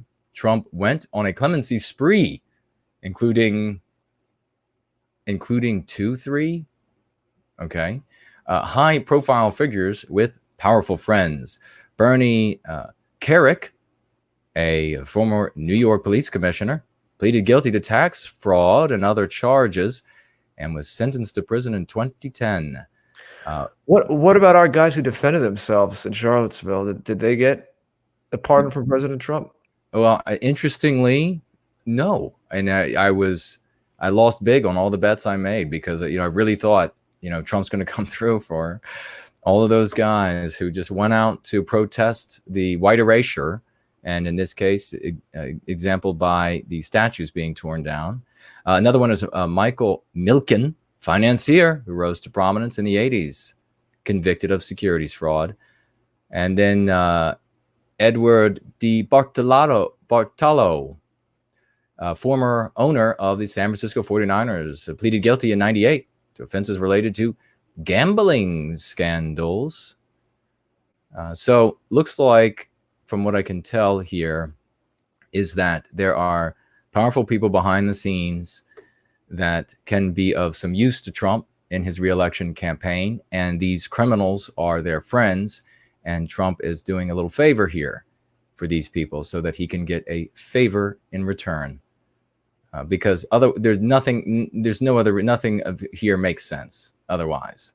So we have to see the world as it is, ladies and gentlemen, and that is your Israeli president, the Blacks Built America, Donald, who lives right down the street from me, as I was saying the other night, Winnie's home at the White House. That was the week that was. That was the week that British TV show. That was the week that was. Let me see if there's anything else on this other article that said anything about it. Okay, well, it just says here the Republicans in Illinois said, we believe he received an appropriate and fair sentence. It was on the low end of the federal sentencing guidelines for the gravity of his public corruptions. He was removed in 2009 and was later convicted on corruption charges, including trying to sell former President Obama's Senate seat. So yes, that's what was after he was elected to the White House. What is it about Chicago? Yes. The White Sox, 100 years ago, thereabouts. says here is clear and documented record of egregious crimes that undermine the trust placed in him by voters. So it appears that the Republican Party in Illinois is quite upset over Trump doing this, but they just don't understand how things happen with mob bosses behind the scenes, and they got to make deals so that they can continue to have their power. And if that means you release this gerbil-faced, chia pet-headed individual, master crime criminal, and all of these others, then you just got to do what's got to be done. So that was what's taking place there. So let's now have a look at your all. I wanted to mention as well, Jared, and this was a funny coincidence. We had somebody come on the live stream and they said that something about give a spotlight to or an applaud of the Patriots for some Independence-like day in Lithuania. And so I thought, Lithuania? Weren't we discussing Lithuania the other day? And so what I decided to do for those Lithuanian patriots is Independence Day there. Well, I decided to increase the number of downloads right there on the spot of Going Free on Kindle from $2.99 to $2.99 on Kindle at that special reduced rate for the first 299 downloads. But I decided to increase it to 399 downloads at that rate for to celebrate and in honor of our Lithuanian brothers and sisters on their independence or whatever they were having, to give back a little bit from all that they have given to us. So let's see what you all are saying. I think I saw a super chat go by. I know I saw some tags. Okay, here's a dissident agnostic. Thank you very much for a very kind super chat. Winding up and doing a crow hop. If you ever played baseball or watched baseball, ladies and gentlemen, you know what I'm talking about. Winding up doing a crow hop to get the 25 pounds all the way from the UK over to the US. Thank you so much. And writing here, what is your advice to angry whites who believe in the forceful approach? Now, I believe what you mean by the forceful approach is some sort of illegality and violence. That's what I'm guessing. Mr. George, would you like to take that first? Well, needless to say, we don't promote any kind of illegal activities here. We definitely don't promote any illegal activities here. I remember speaking about violence a while ago on Tutar, back when Power was Tutar with Mark. Mm-hmm. In general, in a personal sense, of course, you want to use your anger. You don't want to dissipate it. I'm not going to tell someone who's righteously angry to not be angry. That's ridiculous. Is, of course, funneling that, marrying that with other emotions as well, so that it gives you a fire and sustains you, but it also doesn't eat you alive, because if you're only angry all of the time, that's going to eat you alive. But it's certainly an emotion and is a part of human experience, and it's not something to be denied. It's not something to be stamped down and hidden under the rug. It's all about what you do with that. And so essentially you can funnel it into everything that we talk about here. It's not as if it is siloed off in something different and unique just because anger is motivating you. Just because anger is motivating you doesn't mean that it has to have a violent or certainly illegal kind of manifestation. It can funnel into everything that we talk about here, everything that we're learning about together, all the kinds of actions and strategies and community building and everything else. Mm-hmm. Precisely. And I agree 100% with that.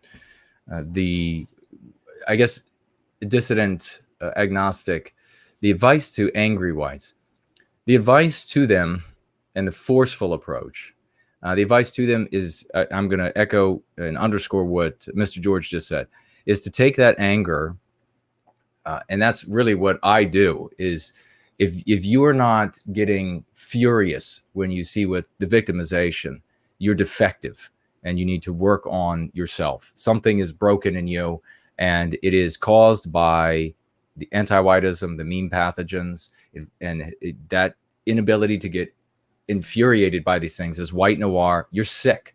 You're a broken human being. You need to work on the meme pathogens to get back in touch with a healthier state.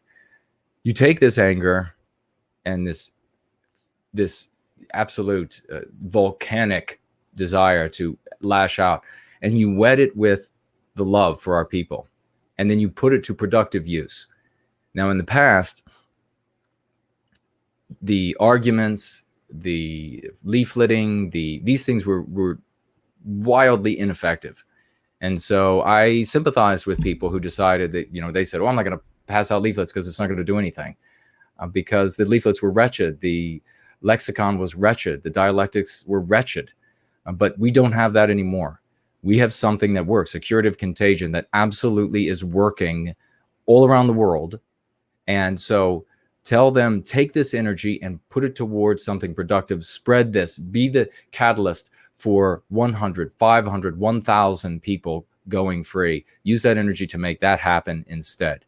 Because, and it doesn't take much when it comes to, I guess, to criticize the violence. Any act of violence is not going to result in anything positive for us. And to all of you working in the federal government of the United States and elsewhere who are listening, we absolutely aver that any act of violence or illegality is going to result in only harm for us and the good that we are trying to do for our brothers and sisters out there who are infected with anti-whiteism and who are leading miserable lives or lives less than they could be. So tell these people that any act of violence or illegality is going to end up in their personal arrest, execution, or what have you. And whether they get away with it or not, it's going to harm the totality of the efforts that we are making in service of white well-being. Tell them about the good we're doing here. Tell them about the 5 lives that we know for sure who have gotten off the path to suicide because of going free, and how many others have gotten off this path or will never get onto it because of going free. This is meaningful. This is working.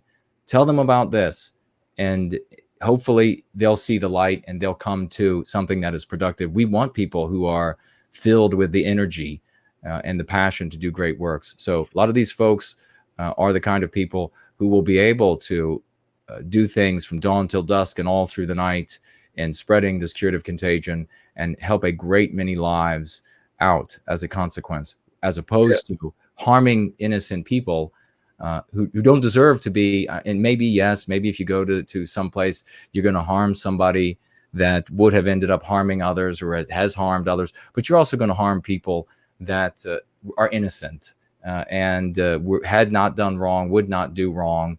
And then on top of that, harming innocent people, we are the ones who are going to suffer. Jared George will lose his channel again. We'll get shut down. Websites will be shut down.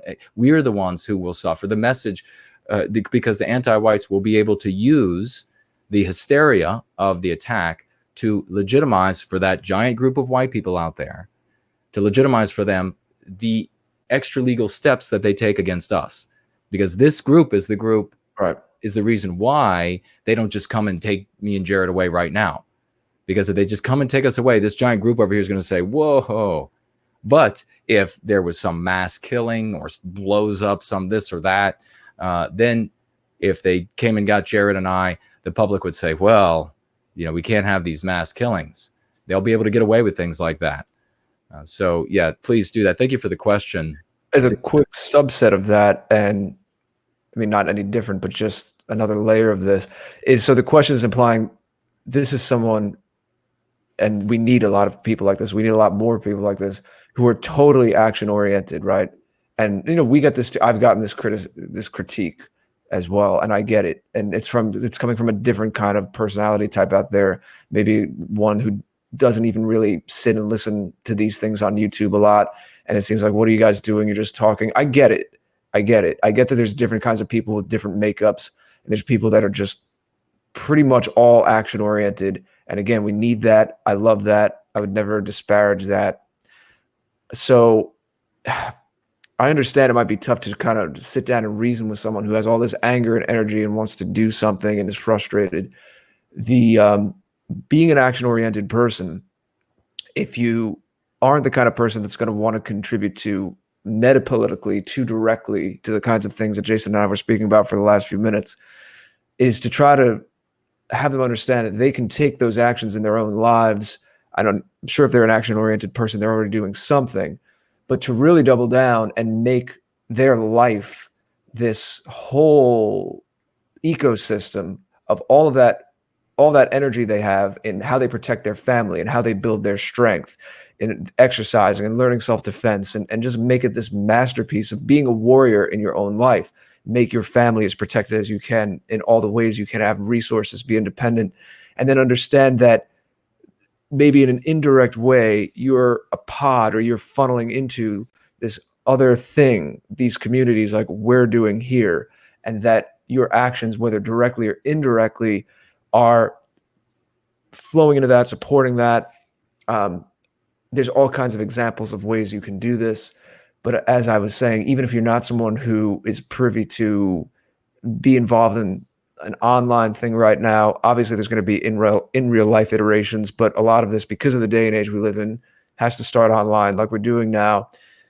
Even again, if you're not the kind of person to sit around and listen to YouTube videos, or you have a friend, let's say, that they're not the type of person sitting around listening to YouTube videos, as it were, to try to have some kind of connection to that, doubling down on their whole warriorship of their life, their little kingdom with their family, and making that as amazing as it can be.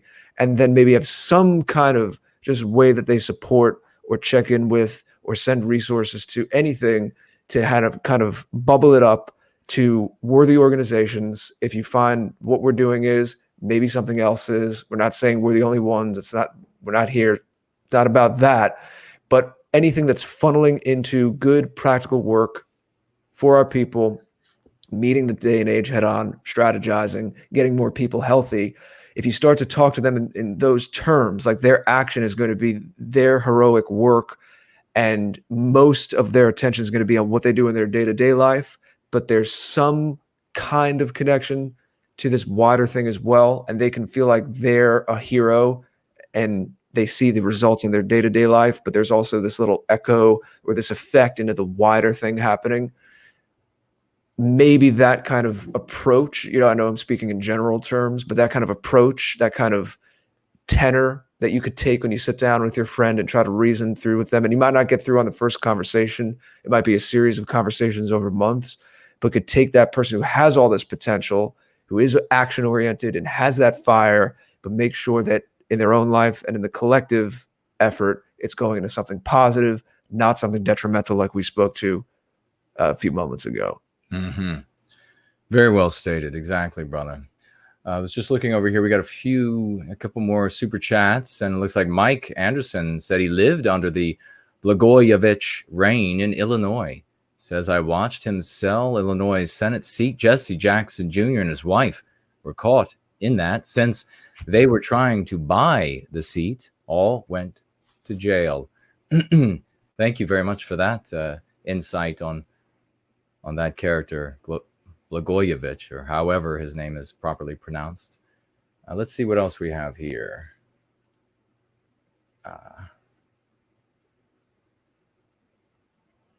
They're saving all their super chats for Friday, for the anniversary show. We got a few more comments down there. We had earlier in the show, Dale Jones, super chatting, a great participant, always super chatting, $2, my friend, saying what he wants to say to the anti-whites. Thank you so much for that. We just had Gordon super chat here on YouTube, and we have some other super chats on, was it Ko-fi? I'll get over there in a second and see. Gordon is super chatting $4.99. The meme curatives, dialectics, and go free is effective. White anti-whites always resort to, but I'm white. If you haven't noticed, how to best respond. Really easy, Gordon. I've dealt with that plenty of times myself, and I love the looks I get when I deliver the response to these fools. And that, I mean, first of all, who could actually believe that because you're white, you can't be anti-white? It's an obvious lie. And they're just trying to escape what they feel at the moment is very uncomfortable to them. And that is, whoa, I have to defend against this charge that I'm anti-white. So this, by the way, is as pathetic as white people saying, no, I'm not a anti-white slur. I have all these non-white friends. It's that dumb. And you should treat them with that sort of ridicule, and even say that to them if you want. But the way I always do it is they say, well, how could I be anti-white? I'm white. I say, without missing a beat, I say, really? So Americans can't hate being an American. A fat person can't hate being white. A ditch digger can't hate having to be a ditch digger. And you are white and you're clearly anti-white. So yes, all of these things are the case. You can be an American and hate being American, and numerous other categories as well. If they know about Jewish people, then they'll know about the story of the self-hating Jew. And so you say this to them and they go saucer-eyed. They don't know how to respond. I've had some of the best looks from white female anti-whites when I've said to them, especially when I get on the fat one, because they're usually not totally in shape. They know deep down how much they hate being fat.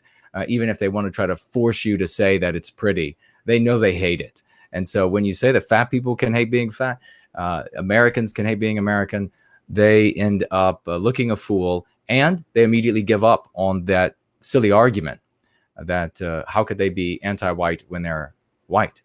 And of course, just simply pointing to the things that they're saying in whatever conversation that you're having that's anti-white, simply pointing to it saying, look, it's anti-white and you're white. So that means it's possible, right, idiot? Try that. Come back. Let us know. And thank you very much for the testimony about the effectiveness of the dialectics and the lexicon in your conversations. So many wonderful people. I mean, these testimonies, ladies and gentlemen, these are really a fuel. Whether you give a super chat with your testimony or not, you're just making your testimony in the live chat. These are really a fuel, because it is your way to tell all of these new folks who show up and they just watch and they don't know what to think, and they're waiting to see the anti-white antagonist, in the anti-white narrative. They show up and they see you saying, I've used this in my life and it works. Up to now, all of the wonderful things that you all have experienced, where you've never won. What about that guy who was, oh gosh, what was it now? Maybe 3 weeks ago on a Going Free. And I think, Jared, I mentioned him during a tap, where he's a longtime veteran in the white positive sphere, said never had, I mean, long time. The guy is an older gentleman and been in the white positive sphere his whole life. Never had success in debates with vagues out there. Always, walking away from these conversations, feeling defeated, feeling like the bad guy, not knowing why, because he has the facts, he knows he's right, never having success. Now finally comes across Going Free, and it hasn't lost another conversation. Ladies and gentlemen, the easiest thing you can do, and I'll give you just if you are very strapped for memory and you don't have time to practice these things, which is really what you should do. The book Going Free is a workbook. You're supposed to practice these things. But if all else fails, you can't remember anything else, it's a conversation one-on-one, and suddenly your mind goes blank because you haven't had these sorts of conversations before, you can just say, listen, I know you've got this giant panoply of excuses and reasons to arrive at an anti-white conclusion, but I want you to know, I don't care what reasons you give. If you arrive at an anti-white conclusion, I reject your argument, period. And then you win. Then you win the conversation, because then they have to tell you why we should be inflicting harm on you, on Western kind, on white children, try to legitimize that to you. They're not going to win that conversation. So I empower you all with that. Let me see if Jared, if you have any comments to that, I'm going to go jump over to another screen here and we'll see about the other. That great Gordian knot that I speak of. Yes. That I saw in your work from early on in those early days of February 2018, which we'll be celebrating 2 years of on Friday. See how I tied that back in? You like that? But yes, Jason, you had a knack for those Gordian knot cutting arguments that you're not going to get into stats and history and all that, which can have its place sometimes, but really most of the time it's just going to be a tit for tat. Mm-hmm. And it puts so much pressure on people because they feel like they have to read, oh, if I read just one more history book, then I'll have all the information. Then I'll be able to have that difficult conversation with a friend or family member. And it never comes because you're always going to feel like you're doubting yourself. You don't know enough history. You don't have to be some debater who can rattle things off. There's plenty of people out there who I'm sure know tons more than I do about all kinds of counter arguments about slavery and this and that. But still, it's like Jason says, if you're going to tell me that I have this original sin and that white children should look at their mothers crying, questioning, am I always going to be white? That's the kind of society that we live in, the ultimate abuse of a child, that they hate, question even themselves, the thing that they can't change about themselves, beyond sick. Ask them to justify that. Anything you say, I don't care what stats and history and times and dates and places and people, if you're arriving at a conclusion that hurts us and our people as anti-white, I reject it. You have to justify it to me. People are not used to hearing that. No. That's you. In so many of these things, it is a paradigm shift. You cannot remain playing on the other person's paradigm, on this sick paradigm. You have to bring them to your field and be confident, not move an inch. Precisely. And you blow people's minds because they don't have a program for that. The NPC computer. That's right. Program for that. Yeah. File not found. File not found. Exactly. Let's see here. We have, I did notice over here, Iron Will tagging me as NWG. Brother, when you use the @ symbol and then NWG, it does not turn orange for me. I'm not ignoring you. You have to write out @no white guilt. Then it turns orange for me and it'll light up. The way it is right now, it just looks like every other sentence on the screen, just a lot of moving words as they scroll by. But you ask here, am I familiar with the channel OREL and then ellipses? I don't know what you're alluding to, brother. You could write me at my collectibles store and I'll figure it out. I will let you know whether I know of it or not. Scorched Earth tagged me writing, I was threatened last night with being shot. Perhaps it is being in the wrong place and wrong time. Avoid unfamiliar circumstances and unfamiliar places. Do indeed. And thank God you're safe and here to continue serving white well-being and doing good in this world. Stay away from those unfamiliar places, especially when they have populations that are not our own. Let's see. Where was I tagged? Links tagged Jared and I. Let's see. Then they showed up and recommended.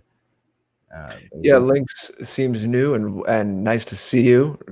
Very positive commentary I've been seeing from Links and saying somehow we've been showing up in YouTube recommended, which is unbelievable, but I'll take it. It's some good news. There's some engine room in YouTube where there was a malfunction and the walrus that works at YouTube that we all know hit the wrong button. It somehow ended up in the recommended feed. Yeah, can you believe that? It's just crazy. Delete the channel button. Right. Yeah, they meant to hit the delete the channel and they ended up hitting recommend. Well, it makes it hard. It's got to make it hard on the anti. They must just. I wish I could be there to see them explode with Cheetos and other disgusting Mountain Dew and other disgusting hair dye produced by the regime, because we don't break any of their. I mean, I got their rules right there. I can look at your rules, YouTube and ADL all day long. So you're really going to have to blatantly break them to knock the channel down for a breach. But we have here Clark saying, what do you see past 2020 election? And have you seen Raging Humanist channel up in Canada? I have heard of Raging Humanist. I don't think I've seen any of the material. Have you, Jared? No, I have not. So maybe we'll have to look into that. See post the 2020 election. That's, I guess, what you were saying there. Well, obviously, I can't even see to the 2020 election. I tell you something that's interesting right now, and perhaps we should have a show where we talk about these where we talk about the upcoming election, and we're out of time pretty much now, ladies and gentlemen. So I really won't be able to go over it. But what I'm seeing when it comes to the election right now is that if Bloomberg is able to get past the Democrat primary, I think that with his money and the genius that he can buy with that money and the willingness to spend, I don't know if it's true. I heard somebody say that he might be willing to spend like $2 billion, which of course is just barely a fraction of all the money that this monster has. That could be enough to defeat Trump. His problem is not with, and I know other people, there are probably people out there saying, but he said this or he said that. That's not a problem with the average Democrat relative to Trump. Look at what these people have been trying to do to Donald already. So I think they'll overlook those things if he can just get by those in the party who are standing in his way. That would make one heck of a race. Otherwise, Donald is going to win. And what that means for us is that it's going to be a little harder to convert people, but we get a little bit more time to convert people as well. So let's see. Ron says, I'm going to buy Jason's book, Going Free, so I can change my life and serve my white fellow beings and hope in a sense pay it forward. Well, amen to you. Thank you very much for that pledge to go out into the world, work on yourself, and then help those that you have contact with in your circles of influence. Thank you so much for that. Ron Middlebrook in the chat saying that a little earlier. Thank you, dear friend. And I salute you for that. I guarantee you, there's a lot more of your talents hidden in you that are locked up because of the mean pathogens that are holding you back. You work on those and you start helping others, and you'll see something magical come to fruition. Now over here we have on Ko-fi, Brad, super chatting $9. Thank you, dear friend. And writing, thank you for another informative and stimulating live stream. Thank you for that kind super chat and those kind words. Slots, back again, $3. Thank you, dear friend. Writing, do you criticize Jews for calling any... Now, I think you asked this the other day. Were you not present when I answered it? Let me look down here. Or you asked it on another... Yeah, I think it was maybe the exact same question. Do you criticize Jews for calling any anti-Semitic, semicolon, even when they're Jewish? Do I criticize? So I think you're asking, do I criticize Jews for calling people, whether they're Jews or not Jews, anti-Semitic? No, I don't care what they do. I only care about my story, our people's story. We're in the center of our story, not interested in how they treat each other, or, as long as they're, I'm not going to watch like one Jewish person beating the hell out of another one, like on the street or something. I would, if the fight has gotten tilted in one direction and one guy is beating the life out of another guy, I would stop the fight because that's the Western spirit within me. But otherwise, I couldn't care less if they call each other anti-Jewish. And then you write here, do you criticize the self-hating Jew concept? And then no with a question mark. And then do not criticize the idea of anti-whites. Oh, I see what you're saying. Or self-hating whites. Yes, very yes.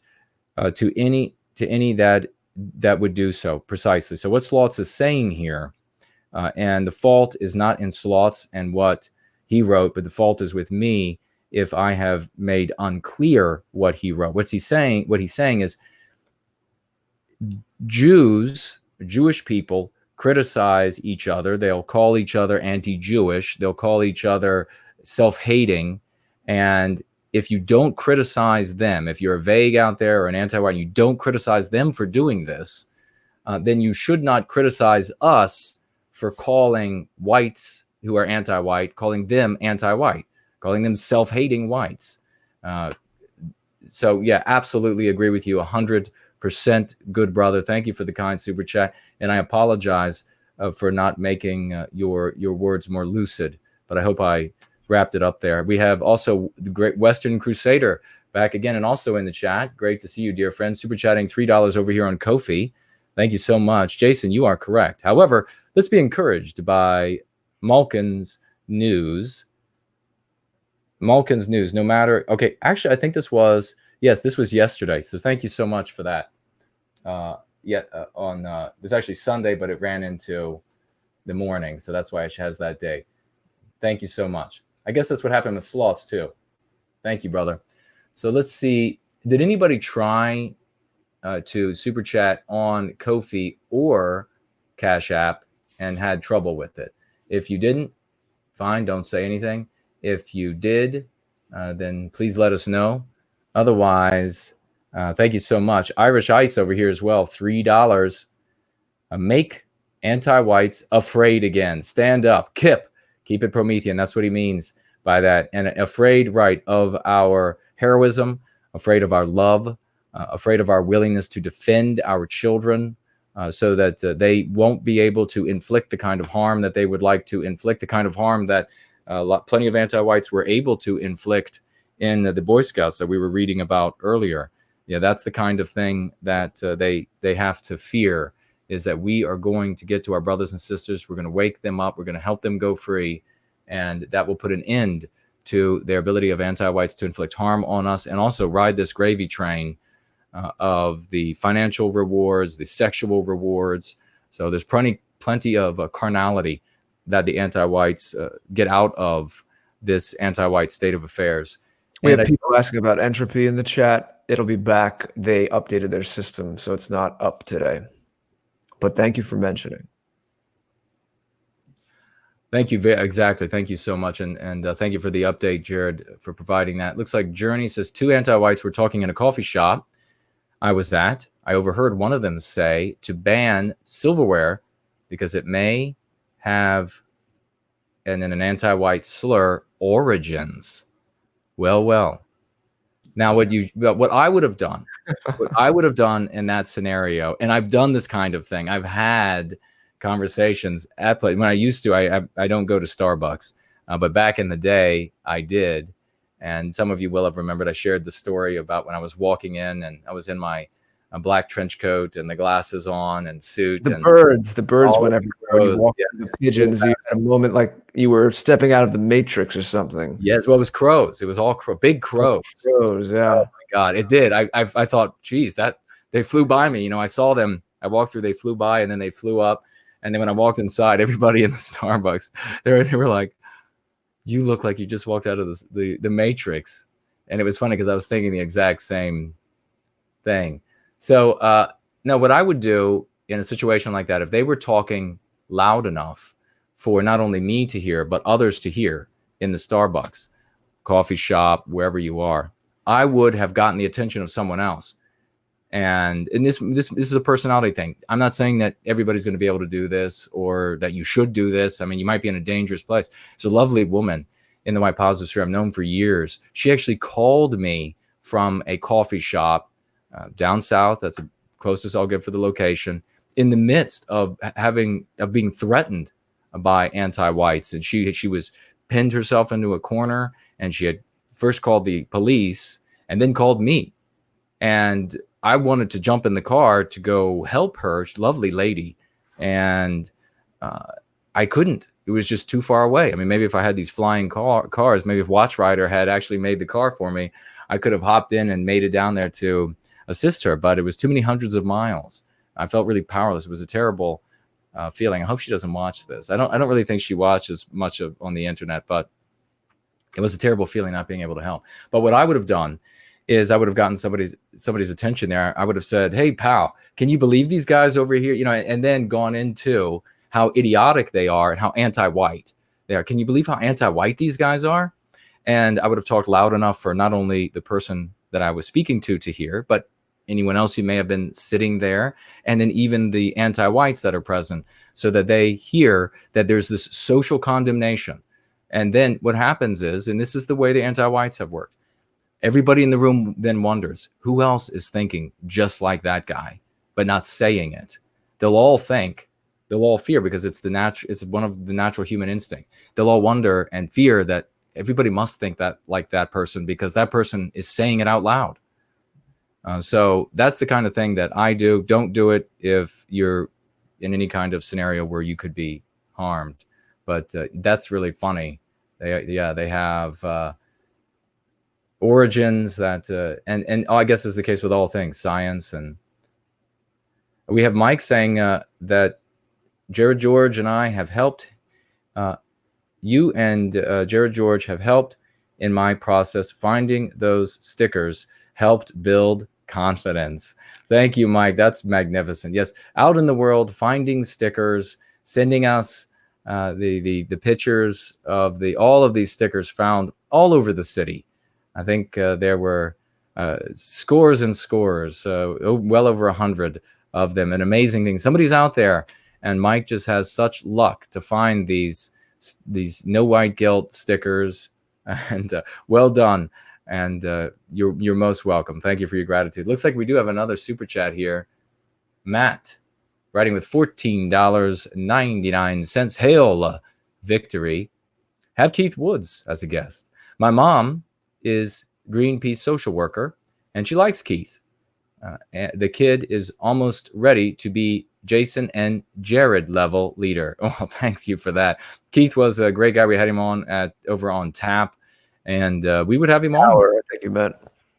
I apologize. PWR, and he was great over there, and we would have him over on Tap. Thank you for the recommendation. We're aware. Have to do some listening and research. Yeah, but it's sure be a great Tap episode. He's welcome, and I'm sure we'll be reaching out. He's definitely on our list, our magic list. And he seems very intelligent and very insightful. I'm humbled by what you said because I hear other people and I think, man, they know a lot about X, Y, and Z that I don't. So it's all perception, but we're all learning together. Right. And it's always interesting to get different people's perspectives. Well, it would be great to speak and check in with someone again from Ireland as well soon. So, bro, absolutely. I agree. Yeah. Dave the Impaler, and we're getting ready to check out here, folks, but it's been a great evening. Dave the Impaler says, do you believe we would be worse off under Sanders, Buttigieg, Bloomberg, or than Trump? I'll thank you for the question so that I can repeat how we should look at this for everybody who's live now or listening in replay, haven't heard it before. If it is somebody who is more anti-white, then it's going to be easier to convert people to going free. It's going to be easier to help them go free from anti-whiteism. But we're going to have less time. So there's a positive and a negative. If it is somebody that's a little less or perceived to be, because Donald is not really less anti, really, has he done anything aside from satisfying some other objectives with judgeships that should benefit us if and when cases come to the Supreme Court. Otherwise, he just seems as anti-white as the rest, but he's perceived, and that's what matters in the world, is not objectively what is exactly the case, but what is perceived to be the case by the people who are living in that system. So if it's somebody like Donald, then it means it's going to be harder to convert folks, harder to help them go free, but we get a little bit more time to do it. So there's just a matter of the strategy of how we approach doing our job, which is to spread white well-being far and wide, to work on ourselves. And remember, don't let the anti-whites box you in when we talk about recapturing our destiny. You know what the anti-white will do? He or she is going to straw man you. He or she is going to say, oh, well, recapturing destiny means something horrible. They'll fill in the blank with something horrible. You tell them recapturing destiny has infinite meanings for Western kind.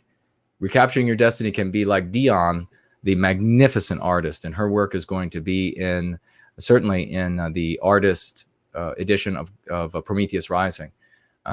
She is giving up smoking, working. So that is a element of recapturing destiny for her personally that is going to work for us as a people as well. So you can recapture our destiny on a personal level. You can do that many times. You can recapture our destiny on a community level. You can recapture our destiny, say, at a school board, when we get enough people on a school board that we stop anti-white textbooks from making their way into the school. That is recapturing our destiny. We are recapturing our destiny when we put back that statue that the anti-whites took down. It has a great many meanings, all in service to white well-being. So let's see what else we have here. So that's what I had to say about that, and I'll see if we have any other comments. I don't think we have any other super chats.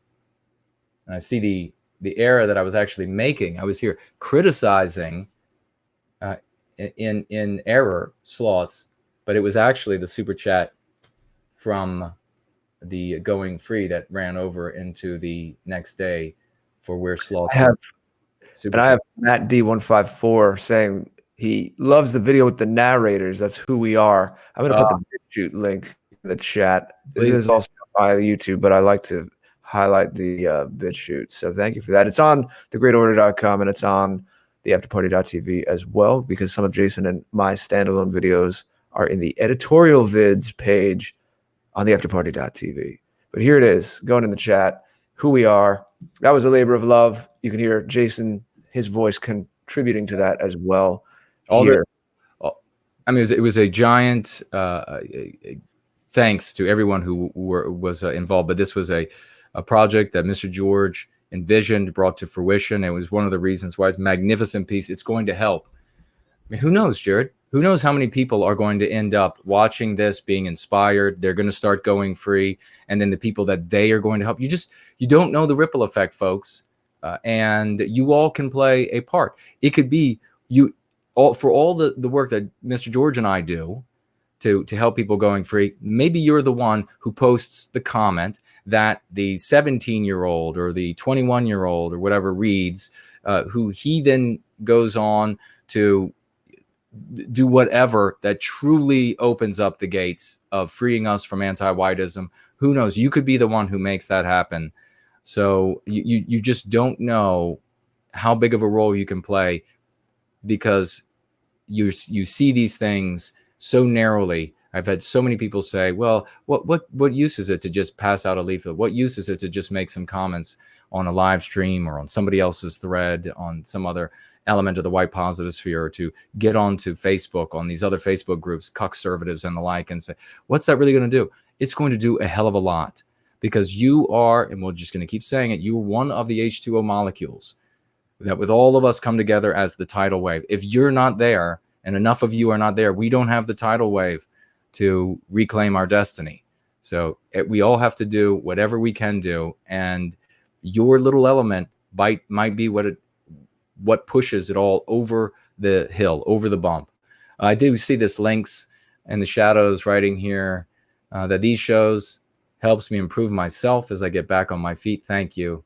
And a heart. Well, much love back to you. Thank you so much for saying that. Justin Lee, I'm as white as a sheet. And I used to be a leftist druggie. I got better. Thank you for saying that, brother. Thank you very much for saying that. Used to be a leftist druggie. I got better. God bless you, Justin. Thank you for being here with us. And thank you for the testimony. Dissident agnostic saying, I need to tame my volcano. Not no white guilt, but his own. No. You just have to vector it properly. Vector it into the proper aspects that can be beneficial. The proper duties, the proper things you can do, get out there into the world to make them happen. I think that's just about your wisdom tooth. What a cool name. An avatar. Saying no white guilt, never. Good, I'm glad to hear it. And Jared, unless I missed something, I think we are just about out of, well, the Irish Ice, public condemnation is risky but highly effective. I was also just thinking about the textbook thing. God bless and Kip. Indeed. Kip, brother. And Journey says, I had a conversation with my mother. She is mostly white, positive, but she said that the USA is not a white country. And a lot of people have that notion. Yeah, like the ones in Europe. I told her that the USA is melting is melting pot of whites. Yes, well, the melting pot has nothing to do with our founding fathers. This was a play by a gentleman of Jewish persuasion, where this is used in the UK, not even in the United States. So this is another meme pathogen. This melting pot idea is a meme pathogen, an MP. And now you can take to your mother you could very easily look up Journey if you want evidence for her. But I'll say this and then I'm going to say something else. But you can look up online. You can see what the founding fathers said in the founding document, that the country was for them, and meaning our people, and their descendants, meaning us. If they had wanted to give the country to the world, they would have said that they were giving the country to the world. If they had said it was a country for all peoples of the world, they would have said so. They were speaking in a time when you wrote about the founding documents for your country, it was prima facie about your people. So they didn't bother to say only white people in the very first founding document. But in the first Congress restricted citizenship, the founding fathers restricted citizenship to white persons of good moral character. So it doesn't get any plainer than that. So they say in our declaration that it is for our people and our descendants, meaning not the world. They would have said that. So it was a unspoken fact in that time and day. And then they go out of their way to say that white persons of good character. And you can take that to your mother. Now, here's the other thing I was going to say. Your mother's still going to balk. Now, the reason she's going to balk at that, even though you have the facts, she'll say, well, okay, I surrender. And it's called moving the goalpost. She'll say, okay, I surrender that, yes, the founding fathers meant for it to be in a white country, but it's not now. And the reason why she's going to move the goalpost on you is because, A, she's afraid of heresy because she sees that anti-whites inflict pain on those who are heretical. B, she's worried about you being heretical out in the world and the pain that might be inflicted on you, which will bring pain to her. So let her know. The most important thing is you want to jump by all of those tacit things that she's not saying, jump right to, Mom, I'm not going to go out into the world and get myself hurt by being white positive. I'm not going to make a stupid decision. Like, I'm not going to go to Compton and start shouting at the top of my lungs how much I love white people and how the founding fathers made this country for our people and our descendants. You're not going to do that. So, Mom, you don't have to worry about me getting harmed or not being able to work or have a job. I'm going to be able to have a job and not get fired because I can't not say how much I love the white race every day when I go to work and how much I'm serving white well-being every day I go to work. So I'm going to be able to function. It's okay, Mom. We're just talking between you and me, and we're just acknowledging this reality, and we're acknowledging that this is the healthy way to go. This is the healthy path. I guarantee you, Journey, this is what you'll discover. You'll see on your mother's face. At first, it'll be this, well, no, and when they do that, that's always the evidence that you have just touched, and I don't mean just women, everybody. You've just touched the nerve. You just hit on what they are keeping secret.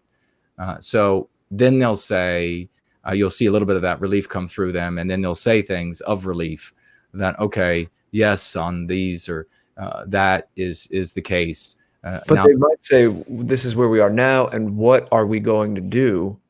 What are we going to do with those people who are here now? That's going to be the concern.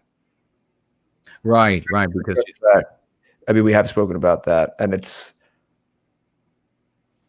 to say it simply, this didn't happen overnight, and the reverse doesn't have to happen overnight either. You don't have to have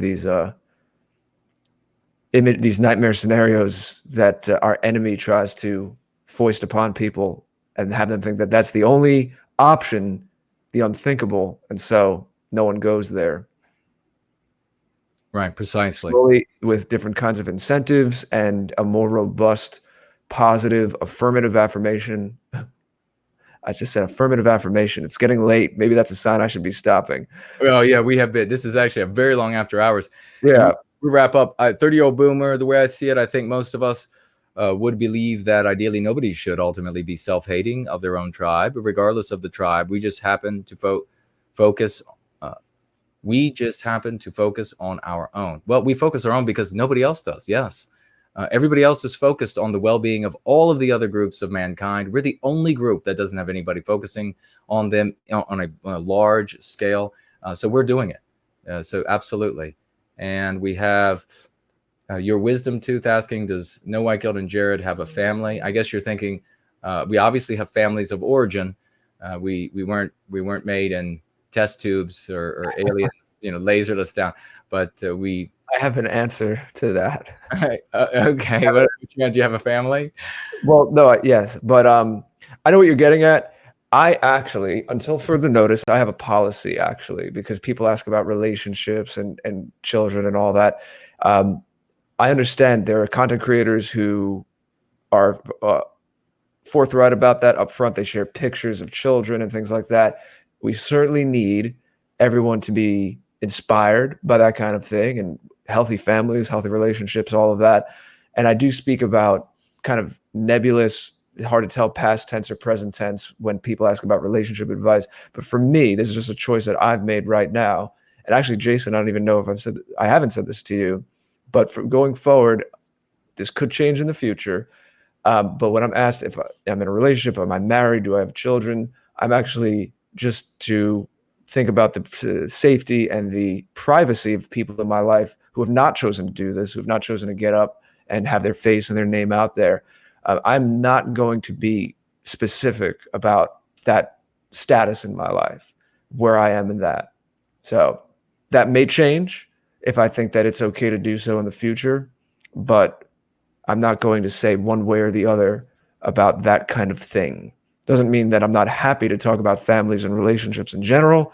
And I certainly do have enough experience to speak from experience, and understand why people ask.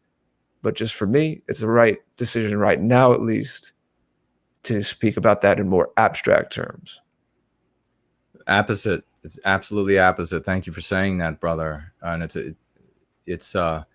I can't see anybody objecting to keeping that private. Brent Danger saying today, a non-white student in my class said she felt repressed. I told her to keep on feeling repressed, then went back to my lesson. I mean, that's a sort of thing that I would not.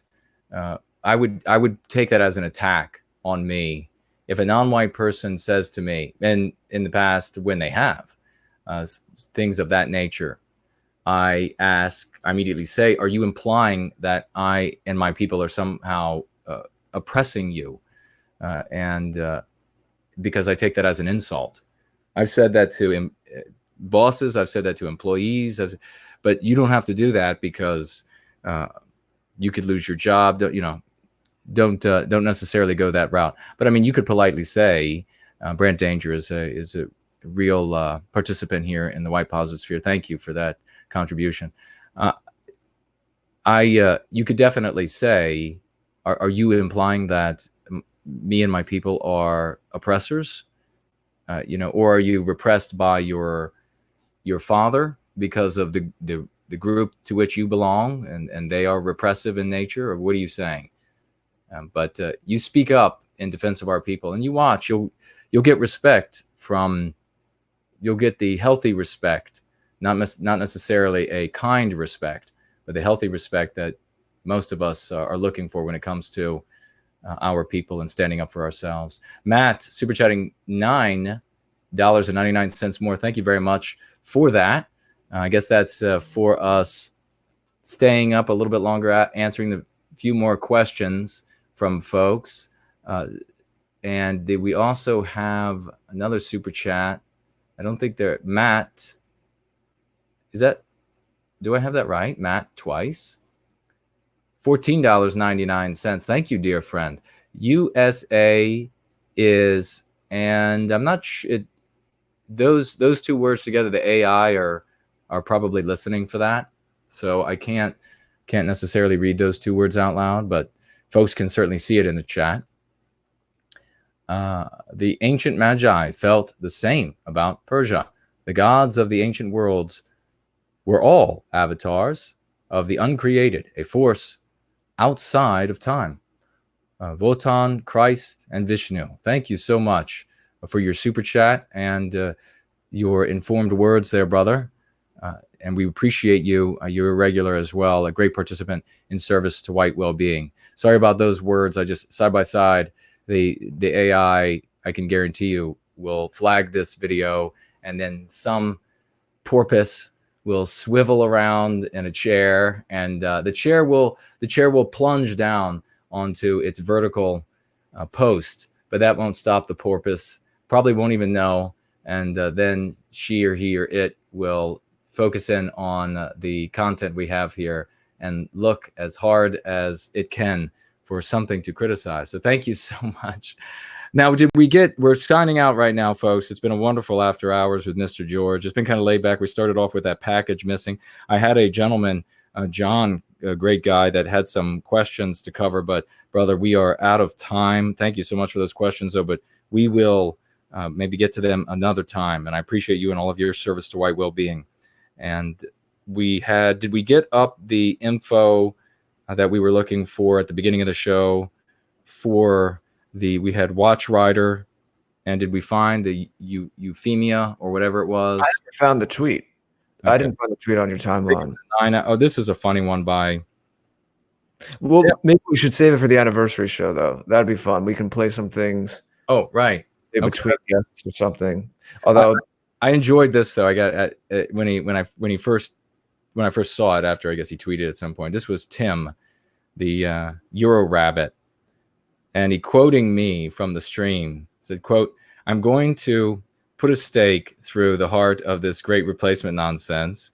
And then a sentence a little bit later, quote, "When I first heard this, I cringed and temporarily lost consciousness."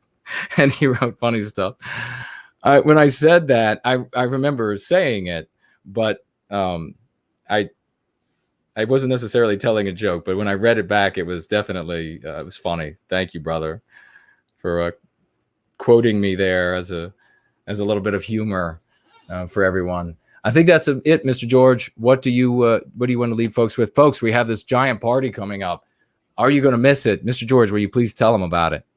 This is after hours, and it was the pre-party for the after party. If you can follow that, the after party on Friday, the 21st, it's going to be 2 years celebrating of Jason and I streaming together, tap and everything that's grown out of it.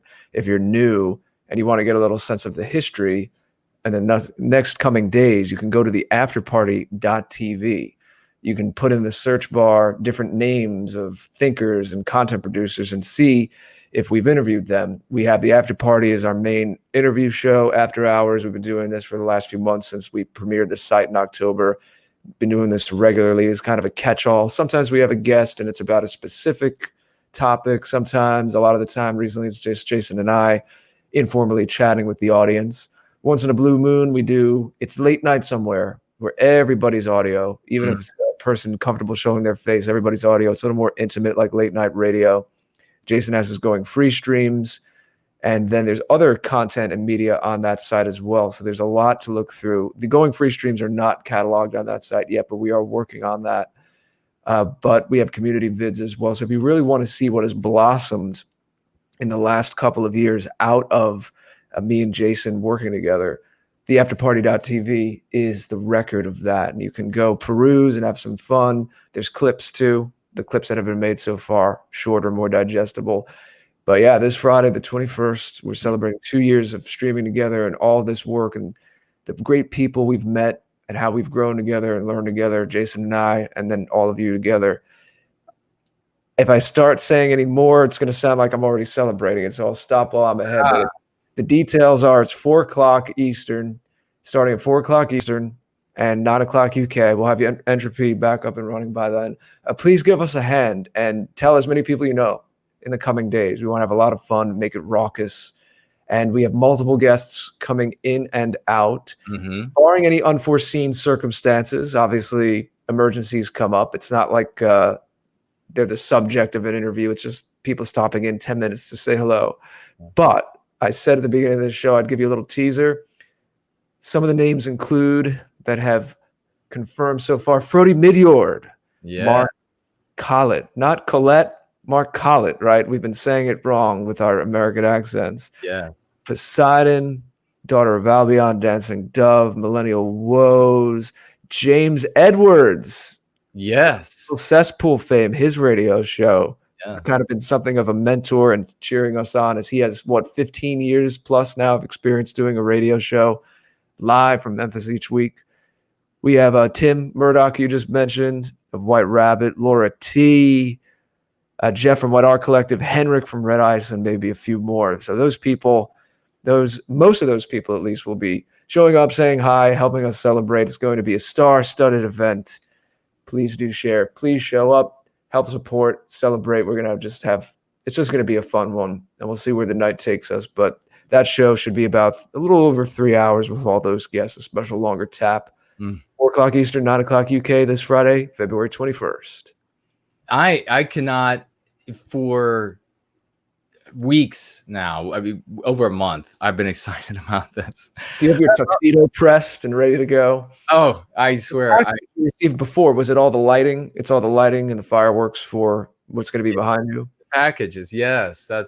It was for all of the fanfare. We're going to have a band come through here. It's going to be exciting. I'm so thrilled about this. 2 years. But we hope that all of you will make it at least some part of the show on Friday. It's going to be so splendid to have that birthday number 2. Matt super chatting here, $1.99 as we're closing up, writing, hit me up about the Avatar thing. He just super chatted the avatars of the aforementioned deities. Thank you so much for that. All of your super chats and participation. 41 BMC, great friend. Great stream as always. Thank you to both of us. Iron Will saying, get some rest. Jason, you look tired. Well, sometimes it catches up. I usually get a second win, though, so maybe we'll see. Climb into the bed. But otherwise, folks, it's been a fantastic night. Again, here on After Hours. It's always splendid to spend time with you all. And, of course, the great Mr. George. And we will all be looking for all of you on Friday for the big party. Let everybody know. Tell them the doors are wide open, and we will see you then. Bye-bye.